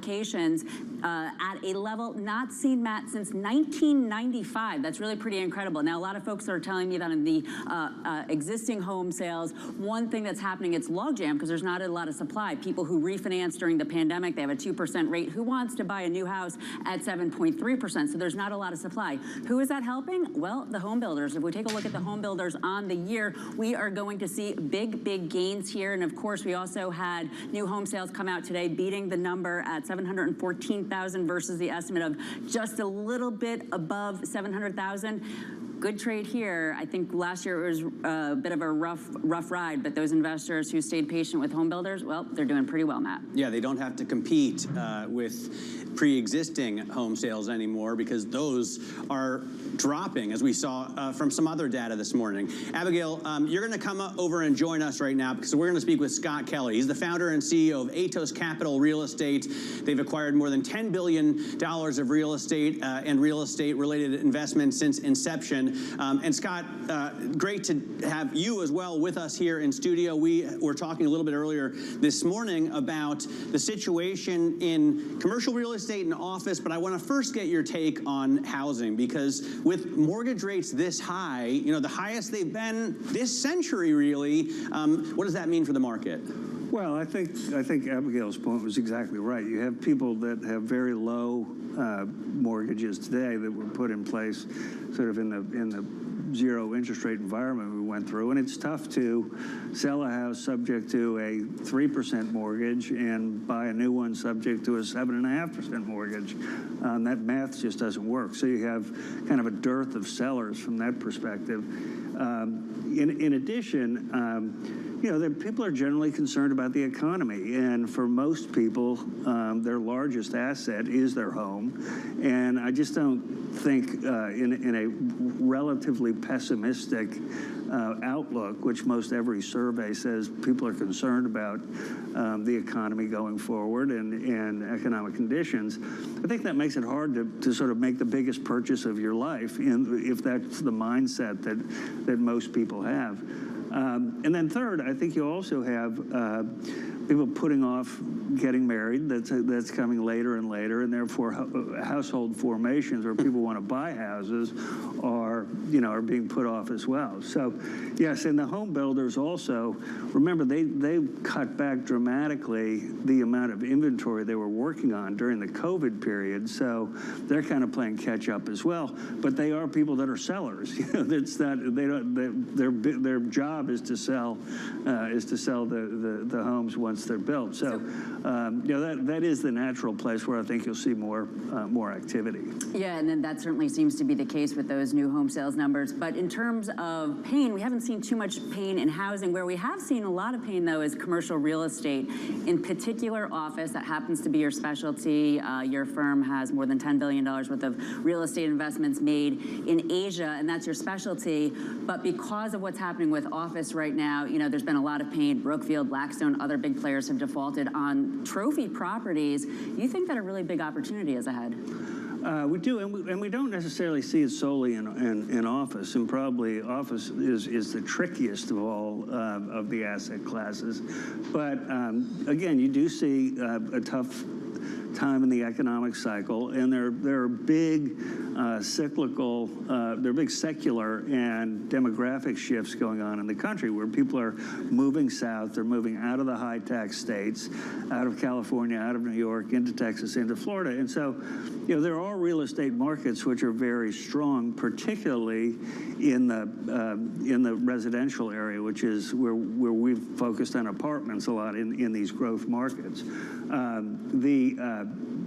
But the secular changes, the fact that people are shopping through Amazon and shopping online, the fact that people aren't going to the office but 1, 2, 3, maybe 4 days a week, decreases the demand for office space. So these secular changes, I think, are having a profound impact, and they're going to cause a lot given the debt crisis that's right ahead of us. Let's talk about that debt crisis, because between now and 2025, I think that $1.5 trillion in CMBS is coming due. So as those start to come due, and we've talked a little bit before, so I know that your firm watches to see when they are, does some work to see what properties you might be interested in. You're not alone, because Brookfield and Oaktree and others have also said that they see a big opportunity. I know in California, the process has already started, that properties have started to trade at a huge discount. When do you see it happening more so on the East Coast?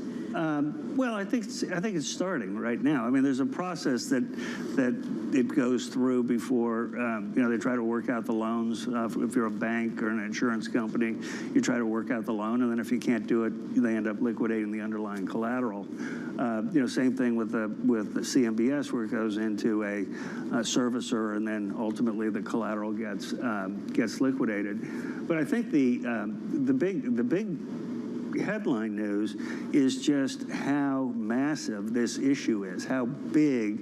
You think about 1.7 trillion. In the next year, it's like 750 billion of maturities. And a lot of this debt is held by regional and smaller banks. And they, so that we think that's an opportunity. And they have to pull back on credit issuance, right? We were talking about this earlier. Huntington Bank sold some debt yesterday, and so did a couple of the other regionals, but a lot of them have been downgraded, I should say, by S&P and by Moody's. And you made a comment to me earlier about the great state of Ohio, where both you and I are from. It's not just Florida and Texas that are beneficiaries of people moving out of high tax areas. There's some great cities in the Midwest. Yeah, there certainly are, and you have to be in a city, and I know Columbus is near to your heart. It's got government, it's got a university, it's got a great medical center, it's got a very business. Not just any university, the Ohio State University. Yes, I should have said that. But also it's got it's got a very business friendly environment. So you have companies. It's a great place to live. And so you see cities like that really profiting. So they're not just in the South, but they tend to be in the warmer, safer, lower tax states, away from the colder, more dangerous, higher tax states. And it's a very profound shift, which has, there are going to be definitely winners and losers in this. And so you can't just say, everything's going to hell in a handbasket, and so buy whatever. We think you need to be very particular and there are going to be a lot of broken projects that need significant development, redevelopment, repositioning, asset management work, which is how we're positioning ourselves for the opportunity here domestically. All right, Scott, great having you in the studio. Thanks so much for coming in with Abigail Doolittle as well. Atos founder and CEO Scott Kelly talking to me and Abigail Doolittle about the commercial real estate market. Now, some breaking news. Yevgeny Prigozhin was listed among the passengers on a private jet that crashed in Russia. This is according to Interfax, citing a Russian aviation authority. Bloomberg's Anne-Marie Horton joins us now from Washington. So is it possible, Anne-Marie, that Prigozhin has now died?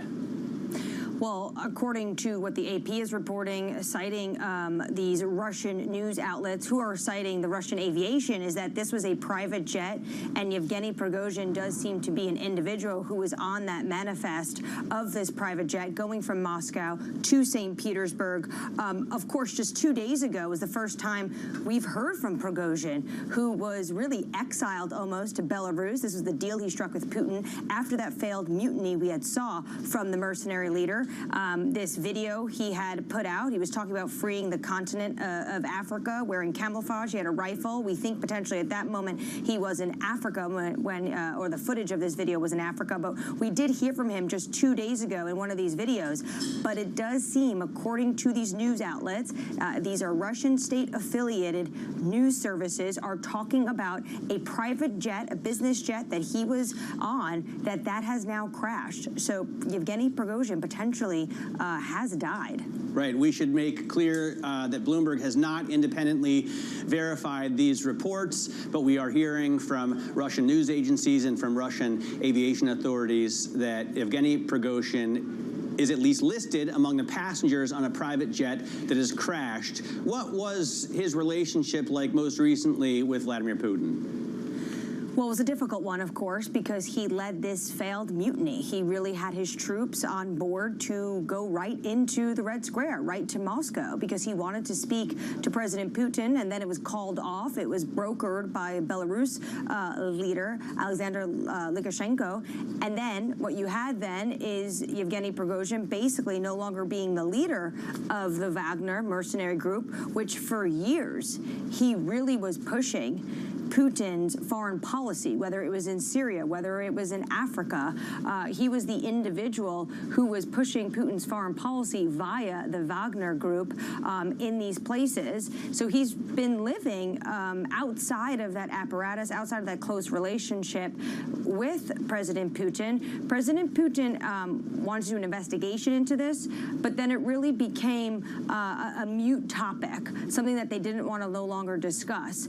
But what we're hearing now is, the questions now are going to be, what happened to this private business jet and how did it go down? Absolutely. Anne-Marie Horton, thanks very much for your reporting on that. Breaking news again, Yevgeny Prigozhin reportedly, according to Interfax and TASS, on a private jet that has crashed, and we'll continue to bring you details as they come across the wire. Now, Laszlo Barini, whose investment advisory career was incredibly important to market watchers like me, created analysis for using money flow to determine really the heft behind stock moves, has died. Bloomberg editor-in-chief emeritus Matt Winkler joins me now to talk about this. Matt, it's a sad day for those of us who've worked so closely with Laszlo over the last 20 years. He made some really prescient calls ahead of the crash of the internet bubble, for example, and ahead of the rebound of stocks in 2009.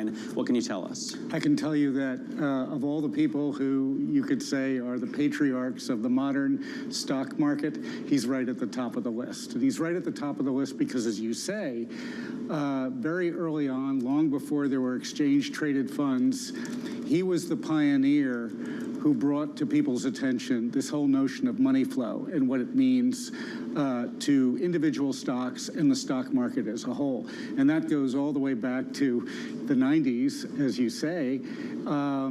Laszlo was a great contributor to the Bloomberg terminal. When the Bloomberg terminal introduced equities for the first time at the end of the 80s, Laszlo was one of the people who really helped make it a product that was robust and sustainable for all the reasons that I just said. He was also a great friend to anyone, as you say, who followed the stock market. He was somebody who was quick to correct mistakes, somebody who was really just devoted to the integrity of market transparency. But the biggest point is that Laszlo was right most of the time. Yeah. You know, and one of the great, if you like, calls was coming out of the Lehman bankruptcy in 2008 and the Great Recession that ensued in 2009. And if you go back to that period, I think the low was March of 2009 for the stock market. 666 on the S&P. Just about everybody on Wall Street couldn't have been more bearish. And Laszlo was one of the few people early in 2009, actually, who said, this is a great buying opportunity. The market will rise again. And, you know, very few people believed him when he said that, even though he had a lot of good calls. Well, those contrarian calls are what made him stand out, right? I think Mike Holland called him iconoclastic in our Bloomberg story. So he didn't always run with the herd. No, but you know what? The exclamation point to his call in 2009 was that this guy called Warren Buffett bought a railroad in 2009. That sort of told you where things were going. All right.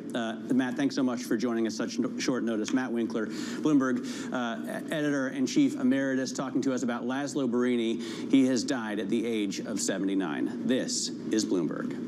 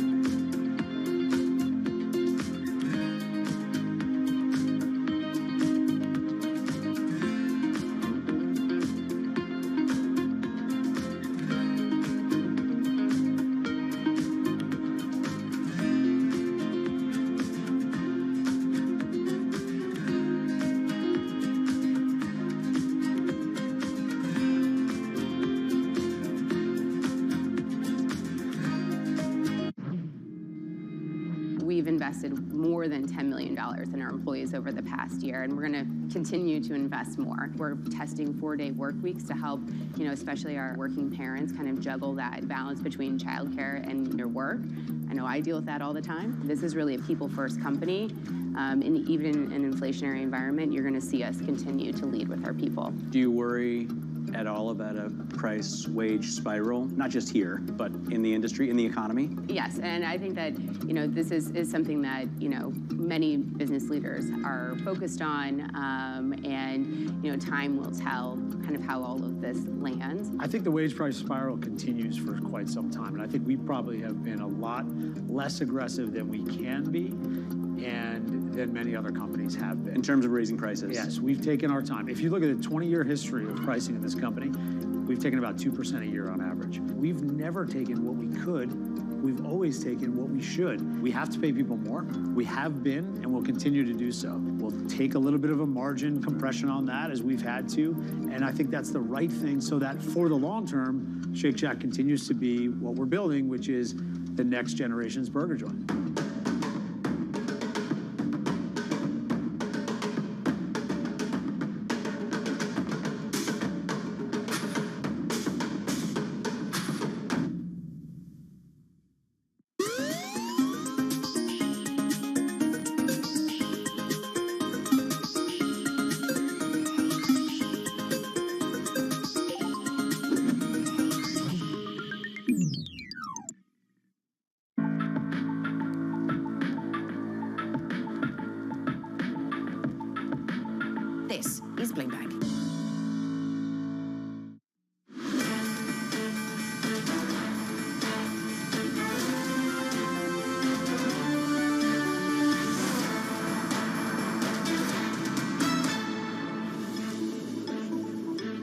Welcome to Bloomberg Markets. I'm Amber Canwar.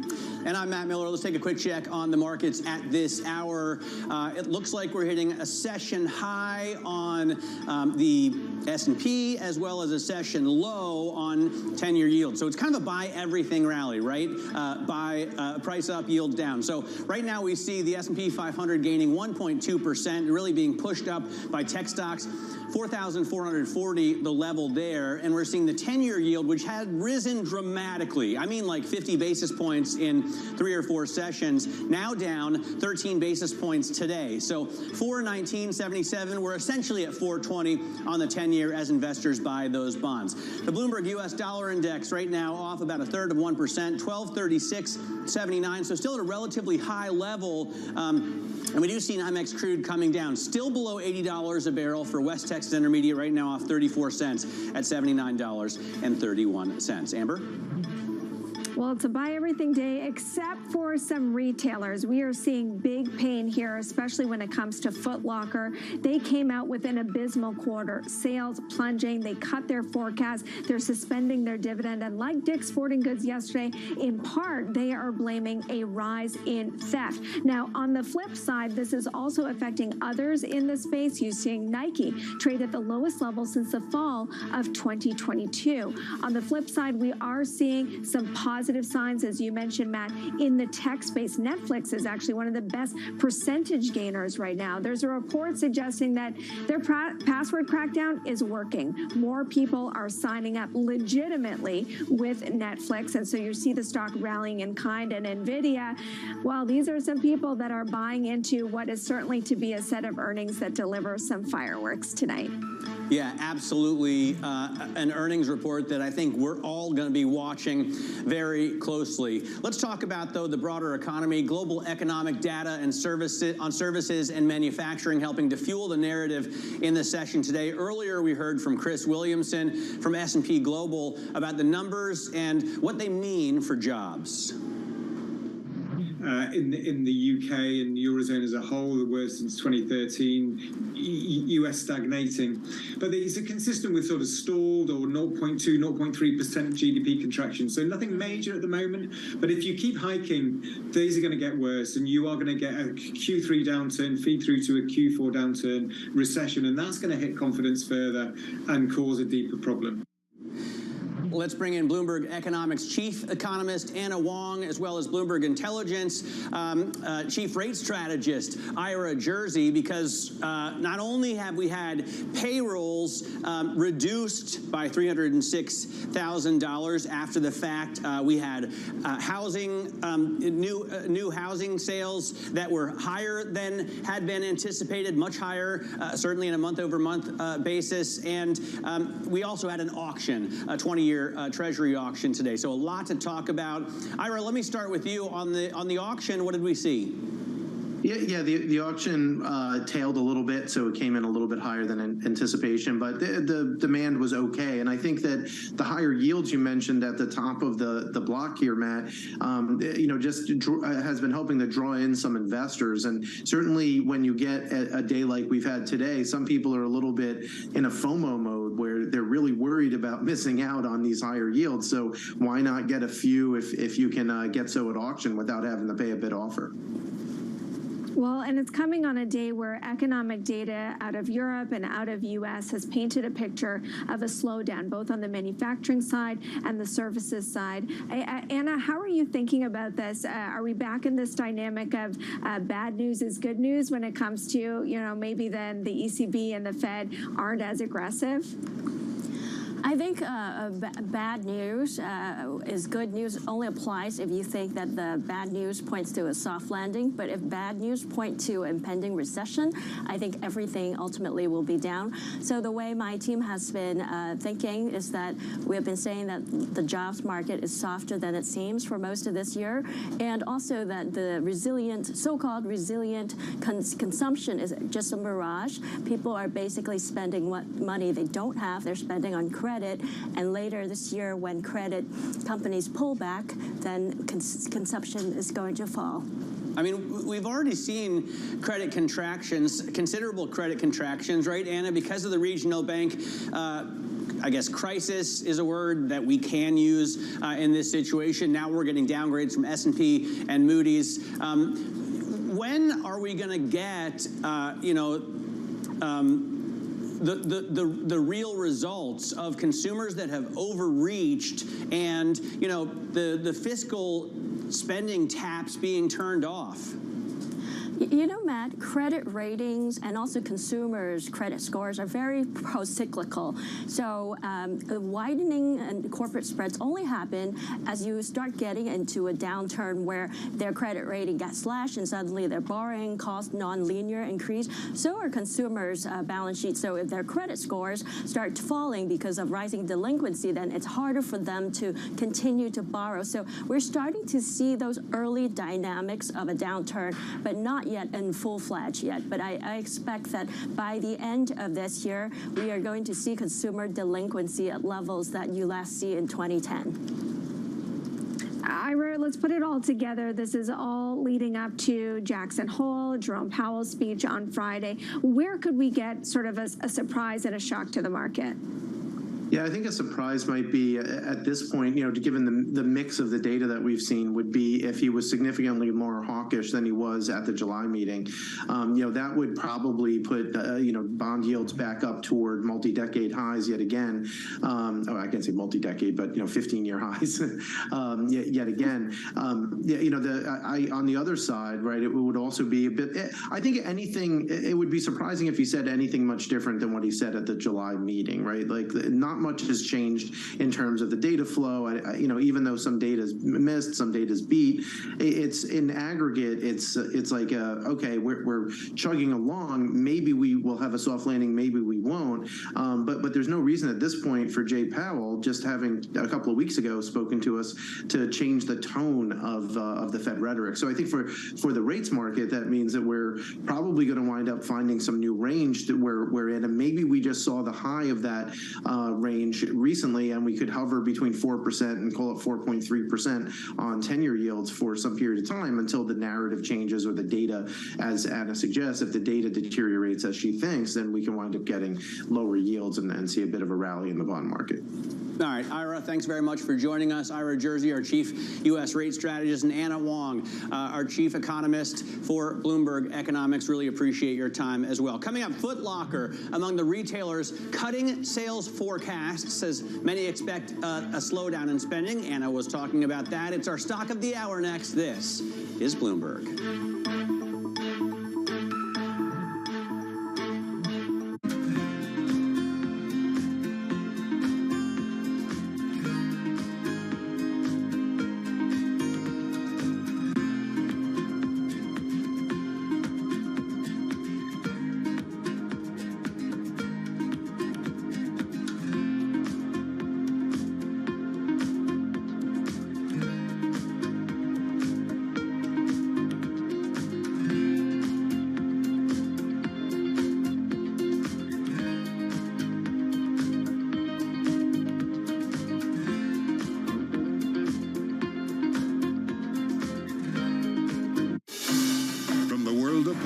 We're not going to be relying upon countries whose values we don't share. To the world of business. It's all about corporate power at the end. Balance of Power, live from Bloomberg's Washington headquarters. We couldn't be more excited what's in store for you. How long will it take? How many years? Why don't we take this one day at a time? Good luck.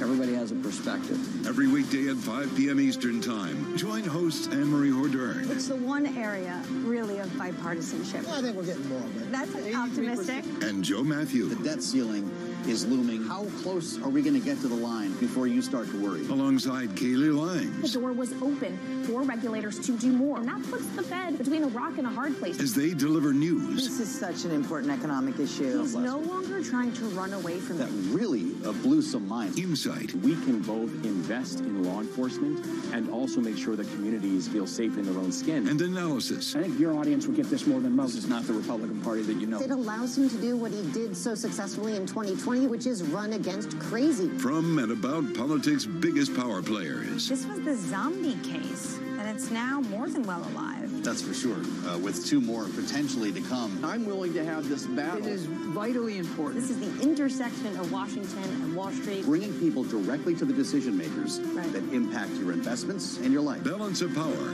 every weekday at 5 p.m. Eastern, only on Bloomberg, your global business authority.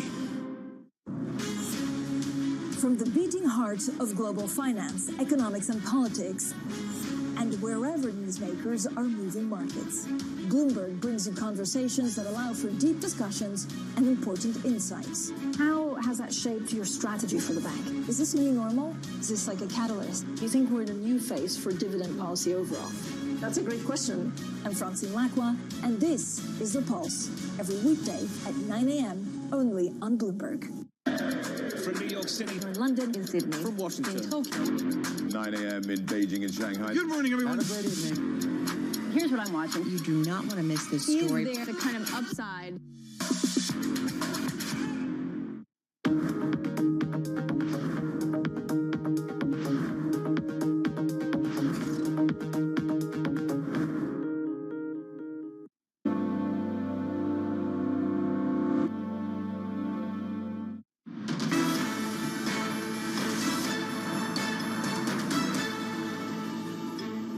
This is Bloomberg Markets. I'm Amber Canwar with Matt Miller. Time now for Stock of the Hour. Foot Locker is the latest retailer to slash its annual outlook. The shares are getting pummeled this morning. It's the worst day on record after pausing its dividend to boot. They are pausing it to ensure that we have flexibility to continue to fund our strategic investments. And Matt, just like Dick's Sporting Goods, they are also blaming a rise in theft. Right, not as much shrinkage as we saw at Dick's at Foot Locker because, you know, obviously you could only steal the left shoe, right, as a display model, whereas at Dick's you can get the whole product. Let's dig into the story, though, with retail analyst Adrienne Yee. She is a senior retail analyst over at Barclays. And how much a problem is this theft? We've started to see it in a lot more earnings reports, Adrienne. So loss prevention, AKA shrink, is rampant. Some people have called it out more so than others. It is funny. I'm thinking about a world where everybody's wearing a left shoe. But what I would say is, you know, it is definitely a pressure point, right? So last year, freight and supply chain were the big pressure points. But if we want to put shrink into perspective within the P&L, I always like to remind people that shrink pre-pandemic in a normal world is a low single-digit % of top line, like 1 or 1.5%. So certainly when it goes up a lot, right, goes up doubles, right, it's 100 basis points out of the P&L. But at the end of the day, if they can get their arms around it eventually, right, you will have that come back into the fold. And, you know, it does take some more payroll hours and some more cost in the meantime, but it's not, you know, insidious the way promos are, right? Promos are the worst kind of longer staying problem here. But, you know, even with this issue aside, this is just one story that is painting a picture of a slowdown in the consumer. Absolutely. So I think you've seen that from everybody from Macy's who reported, you know, Dick's comps are going to be a little bit less in the back half. So that's not unusual, right? Even BBWI, Bath & Body Works, cited that this morning. That's just sort of what's happening, right? The Fed hikes are working, right? This is how we're going to get inflation to come back down. We're going to tamp down the demand. I think the bigger takeaway is that some of the retailers have enough freight recapture, enough inventory control to recapture a lot of that below the top line. Foot Locker does not, right? Their inventory is up 11%, the comps are down 10. So does that mean we're going to see a lot more discounting at those? Are the promos, which are worse than shrink, going to hit a lot of these retailers very hard? As we always like to say, as goes back to school, so goes holiday. So you don't, if you think you need some product now between now and the end of the year, promos are absolutely going to stay high.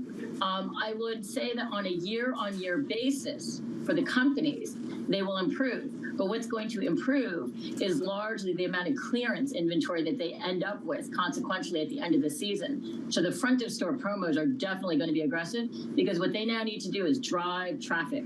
They've got to get you across the lease line and they've got to get you to convert and part with your dollars. You are not recommending investors buy the dips in Foot Locker, but you do have buys on Nike, which is being painted with the same kind of brush, and even Dick's Sporting Goods. Why did those two stand out as buy opportunities? So those two, in my world, right, we look forward sort of, for opportunistic buying, buying events, right, that may be transitory, and we think that these are, and that you can get into at a good, average cost, and then these become compound growers when the world returns back to normal. So for Nike and for Dick's, we think these are structurally post-COVID winners, that they are stronger businesses than they were pre-COVID. Dick's had a 10% margin versus 5% pre-COVID, right? Foot Locker's going the other way. They're losing market share. They're losing traffic. Their margins were high single digit. Now they're kind of at 3%. So every once in a while, you get these big macro events, and they give you the opportunity not only to get into companies that are fallen angels, but to get into good companies that have an issue at the moment, but at the end of the day, have very, very strong brands and business models. Do consumers step down to Dick's Sporting Goods? I know we used to have Adrian and REI next to the Dick's in Ridge Hill at the mall in Westchester, and I would look at stuff in REI and know that I could just go across the street and get it cheaper over at Dick's. So REI is private, so we don't know exactly what's going on there, but REI is a much smaller footprint. And what I would say, if you think about like the pyramid of kind of target market, REI is really kind of that professional, that really kind of hyper athlete, right? They really kind of, they know the product, they want the best for whatever event that they're going to play. And while that is the case for DKS, you've got a lot of kind of entry-level product all the way up to that very, very kind of like serious athlete. So I think Dick's is built for more of the mass, and REI is built for more of the specialist. And that's kind of how I differentiate the two of them. Before earnings season, you turned positive on the sector that you really could not give away. Has earnings season changed your conviction at all? It actually has. So remember, Amber, I had two calls. One was as we go into the kind of slowdown and sales go away, the defensive posturing to the back half of the year. And that was the off-pricers, TJX, Ross, Burlington, Lulu, right? The brands, the guys who have the momentum or are defensive. And then the call on the beta play was that we know sales are bad, but there was going to be below the top line recapture in the form of freight recapture, promotional inventory cleansing, right? Promotional recapture, and then their own self-guided cost minimization, right? Cost and expense reduction. We're seeing that happen. Sales are not good. They're actually worse, and it makes us nervous because a decelerating sales environment is not fun to be recommending stocks in. But they're reiterating the full year guide, and they're doing that with what we call air cover. So there's below the top line air cover until we get to that hopeful moment in the first half of next year when some of this Fed-induced and inflationary-induced wallet pressure eases. All right, we got to leave it there. Adrian, thanks as always for your time. That's Barclays' Adrian Yee. We are going to take a quick break. Coming up, we've got an update on reports out of Russia about Yevgeny Prigozhin. This is Bloomberg.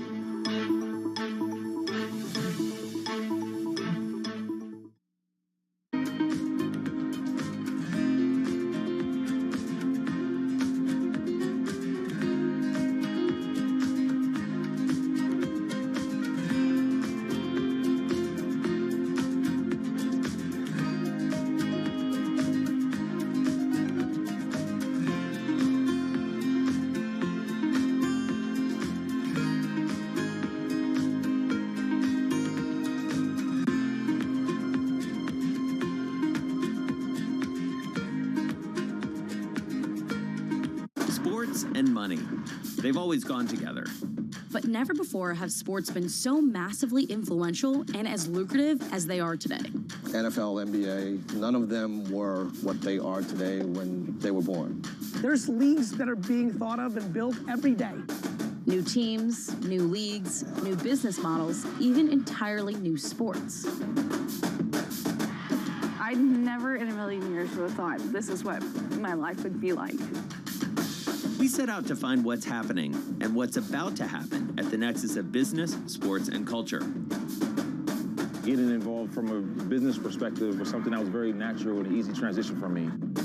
From the pickleball courts of Arizona, to the kabaddi tournaments in India, to the cornhole boards at your local tailgate. This is what's next in sports.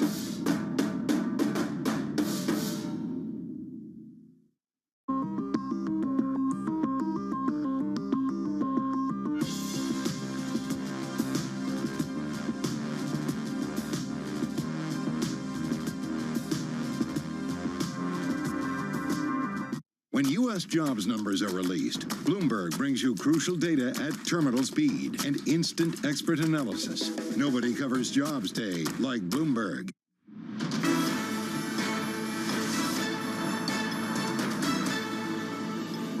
This is Bloomberg Markets. I'm Matt Miller with Amber Kanwar. Let's get back to the breaking story. Yevgeny Prigozhin was listed among the passengers on a private jet that crashed in Russia. This is according to Interfax, Russian news agency, which cited the Russian Aviation Authority. Sam Green is a director at Democratic Resilience and joins us now to talk about this. And Sam, I'm sure a lot of people are going to be dancing around the main question here all day long, but did Vladimir Putin have Prigozhin killed?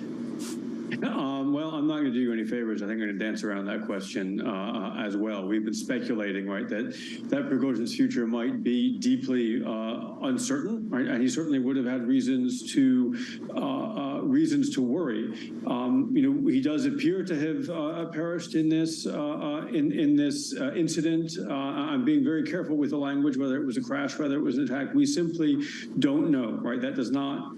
We've not been presented with any verified or verifiable evidence of that at the moment. I think that we ought to be a little bit cautious in our assessment. 100% agree with you. Bloomberg, and I want to repeat this for viewers, I said earlier, Bloomberg has not independently verified or really in any way verified these reports, which started with the Russian news agency TASS. Interfax has also reported simply that Prigozhin's name was on the passenger list and also that private jet for that passenger list has crashed, according to the Russian Aviation Authority. So we don't know this for sure. They're only media reports, but Prigozhin went up against Vladimir Putin, and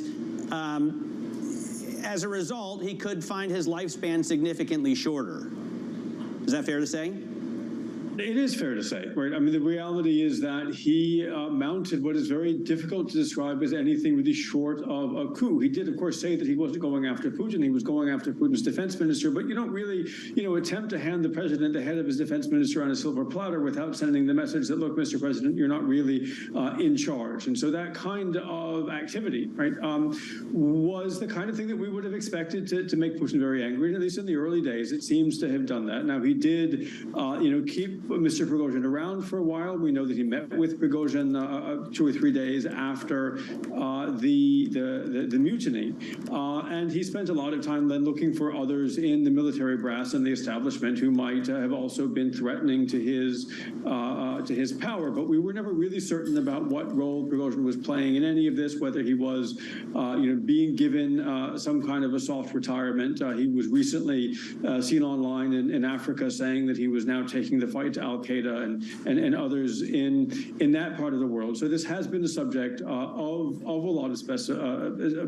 speculation, but I think Prigozhin has also been very useful over the years to Putin in a lot of ways. So this, whatever has happened, this has not been an easy set of decisions for the Kremlin to have made. And you're absolutely right. We still don't have confirmation, but it was the state news that reported in Russia that he was on the passenger list of this plane in which there were no survivors. What is the fallout if Prigozhin is dead?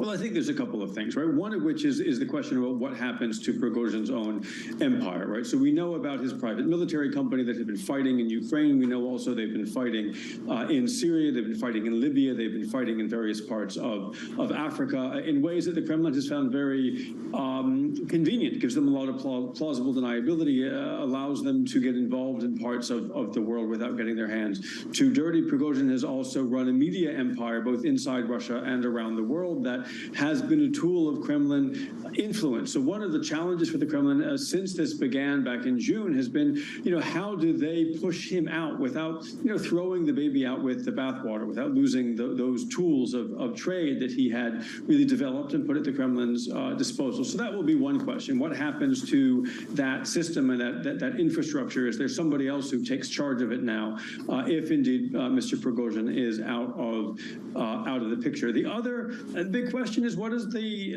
message that this sends to the rest of the elite? You would think that if in fact this is interpreted by people as an assassination by the Kremlin of a political opponent, right, that could go in a couple of different ways. It could make people very, very scared and very reticent to stand up, but it could also send the message that, look, it's kind of now or never. This is a regime that might be seen as becoming increasingly repressive, increasingly violent to people who, had until only recently been its allies. And so people who might not, be happy with the way that Putin is running the country might decide that, this is the time to try to do something before it's too late.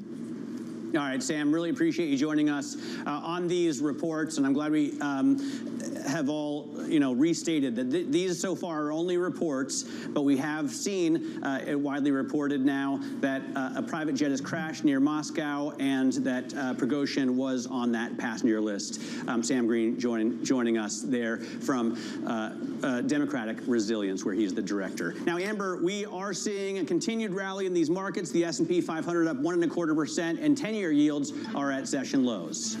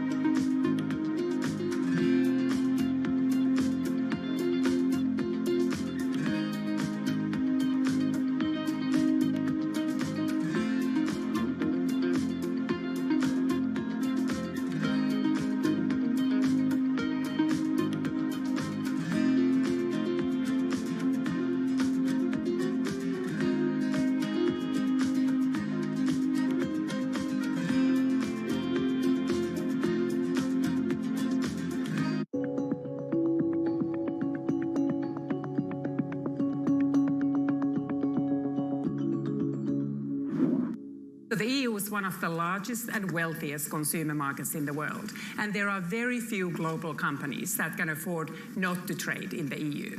So as the price for accessing the European market, these companies need to obey European regulations. That's not surprising. But often these companies choose that they will extend the European standards across their global conduct and their global production because they want to avoid the cost of complying with multiple different regulatory regimes. So there are benefits to standardization, benefits to uniform production. So all the EU needs to do is to regulate the single market.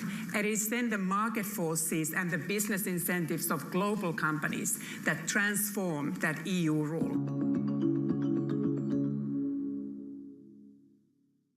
The top names in business are on Bloomberg. We're seeing a resilient consumer out there. We're also seeing consumers premiumize, and what we mean by that is consumer habits are changing. People want to drink better, not more, but higher quality spirits. And so, look, it's been a bit of a balance this year, battling inflation. At the end of the day, we see volumes growing back over time. Nobody covers business like Bloomberg, your global business authority.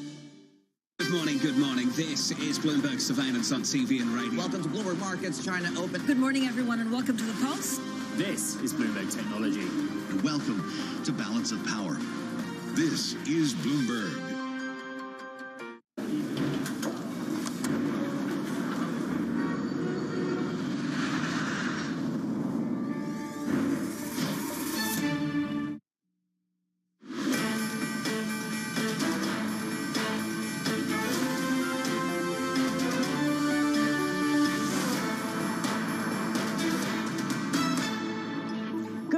Jackson Hole afternoon, live from Studio 2 at Bloomberg headquarters in New York. I'm Scarlett Fu. And I'm Sonali Bassett. We're going to kick you off to the closing bell here in the United States because we have a stock market, an S&P 500, floating near session highs. Some green on the screen, some much-needed relief for that market here. But beyond the S&P 500, you see a bigger jump in the Philadelphia Semiconductor Index on the eve also of NVIDIA earnings. This has been the biggest gainer this year so far in the stocks as well as the S&P 500.